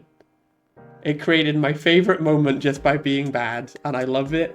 And it's a terrible janky mess. The game crashed throughout the entire time. It's not that great. But man, did it make it is memorable. It is a story I will tell forever. Great game, 10 out of 10. Will lose my save file again. All right, we got the last one. All right, so forgive me, Father. You can end up in Crummy. And that's the last one. I wish I could have ended on State of Decay because that was really like one of my favorite things, but oh well. Forgive Me Father is a great game. Again, like it would end up in like up here, but like Concrete Genie, but worse. The first half of Forgive Me Father belongs up in Awesome, and then the second half belongs in Crummy. But the second half is so offensive and bad that it dragged it down into Crummy, and it can stay there forever. The first part of the game is very good. I like really enjoyed it. The gunplay in the game is really fun. Like the guns are very chunky and they like bang and they make loud sounds, and I love that. There's a lot of really good feedback in the guns. Like I love them. And then the level design isn't anything to write home about, but you know, it does some interesting things. Like it tries to do a lot of different like puzzle light elements. When you shoot enemies in the head, it like goes headshot and like their heads explode and it's cool as hell. There's a lot of different variety in the guns, and you can like upgrade guns in different ways to use different ammo. And then you get to the last half of chapter 2, and you fight this boss called the Big Ugly Fish, and the game just tanks into the floor like so hard. There's a level before it where you go underwater and you're in a diving suit, and I was like, oh, this is weird. Like this is a weird, completely different change of pace. Like what's happening here? Like why is this suddenly I'm in a diving suit? And it's slow and it's boring, and you get to the end of it and I was like, oh my god, thank god that's over. Thank god I never have to deal with anything like that again. And then you fight the boss, and the boss is awful. The boss is so bad. Like basically it's bad because it's a boss that has like a lot of health, so you have to stand there and shoot him for ages. But also when you're fighting against him, like you're basically on like a lake, and every time you go into the water, you start to lose health, right? And so I'm fighting this boss and I'm beating him, and then these islands are sinking, and so I have to panic and jump to like different islands. And that's not so bad, that's like totally fine. But what's worse is that he has phases, and any time that like you beat the first phase, the islands start to sink and you have to run to the next one, right? But because you're so disorientated with the fight, like often you'll just be like, where the hell am I? Where am I going? And you sink into the water and then you lose a bunch of health. So you're trying to get to the next phase of the boss, and you've just lost a bunch of health for no friggin' reason. And that happens like 3 times. And in my brain, I was like, okay, look, it's just one bad boss. It's not a big deal. Like, whatever. But man, like everything after it's so bad. Like every single level becomes like a gimmick level. Everything like there's just like massive open spaces where enemies can hit you from miles away. The guns just don't go as far as they think they do. Dude, it just gets so bad afterwards. And there's like several bosses. There's a boss that's like, he randomly teleports all over the place and then makes clones of himself. And so you're trying to figure out who the real boss is, and they're all clones running around, and it's just not fun. Oh man, it's just, I don't know how like a game went like so, like it was so much fun and then it just tanks. Again, like Concrete Genie, but I'm willing to give Concrete Genie a bit of a leeway here. It just tanks in that second half. And I was just so disappointed with it. I was so mad at it as well, especially that random boss. Oh my god, I was like shouting. I was rage at that random boss. Anyway, that's it. We're done. So, as you can tell, I played a lot of games. 132 games this year. 99 of them I finished. So that's pretty cool. That's like 75% of the games I finished, which is really nice. As I said, like these 4 up here, games of the year, love them to bits. What? Valorant?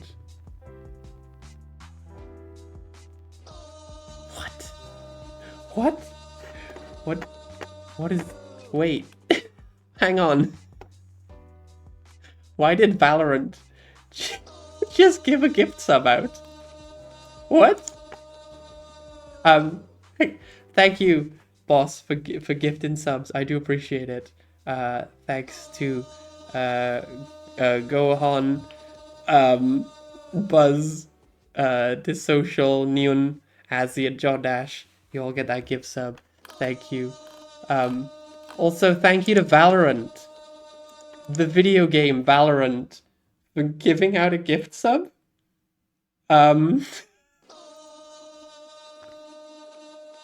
Why is Valorant giving out gift subs? I'm so confused. Happy New Year, thank you. We'll have more streams this year, I think. I'm going to try and keep it up. I do actually have to go on a bit of a hiatus again, because I got a job interview that I need to prepare for. But yeah, as I said, thank you, boss. I do appreciate it. Much appreciated. These 4 games of the year, fantastic. They're amazing. New to me games of the year. All of these up here deserve to be played. Except State of Decay, that's up there for the memes, because that just created such a moment that I loved this year. But everything else, honestly, just incredible. It was a very good year for games. Everything in Awesome as well, worth playing as well too, but like, you know, I don't... They're either there because I played them previously, or they're there because they were good, but not, like, amazing. Yeah, but anything below here. Check out the bell list as well, it's fine. It's not terrible, but oh my god, everything down here. Whatever. Yeah. It's been a good year for games. It was a good year for games. Hopefully we can... I'm hoping that in 2025, we just stop making games so I can catch up. You know, I'm really hoping that just for some reason games just stop being made now. That'd be pretty cool. I would enjoy that actually. And I think I can catch up with everything that's on my shelf over here and the other shelves in the other room. And, you know, maybe in 2026 we can have a bunch of new games. That'd be pretty cool. That's me. I've been talking for 5.5 hours. Cool. Thank you for hanging out, everybody. Thank you for being here. Thank you for listening to me ramble about video games that I like a lot.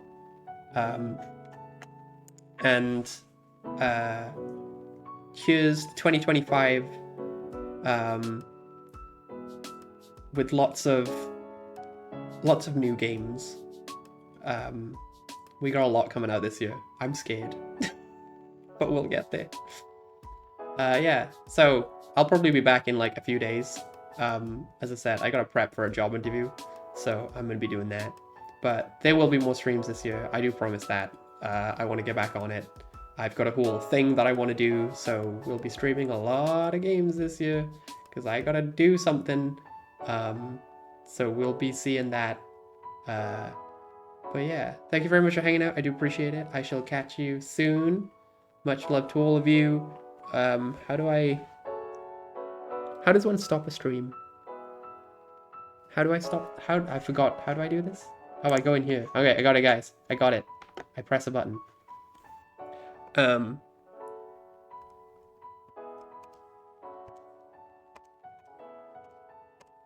can't remember how to do this. Don't worry, I'm just gonna stop it from here. Okay, I love you all. Goodbye. This has been great.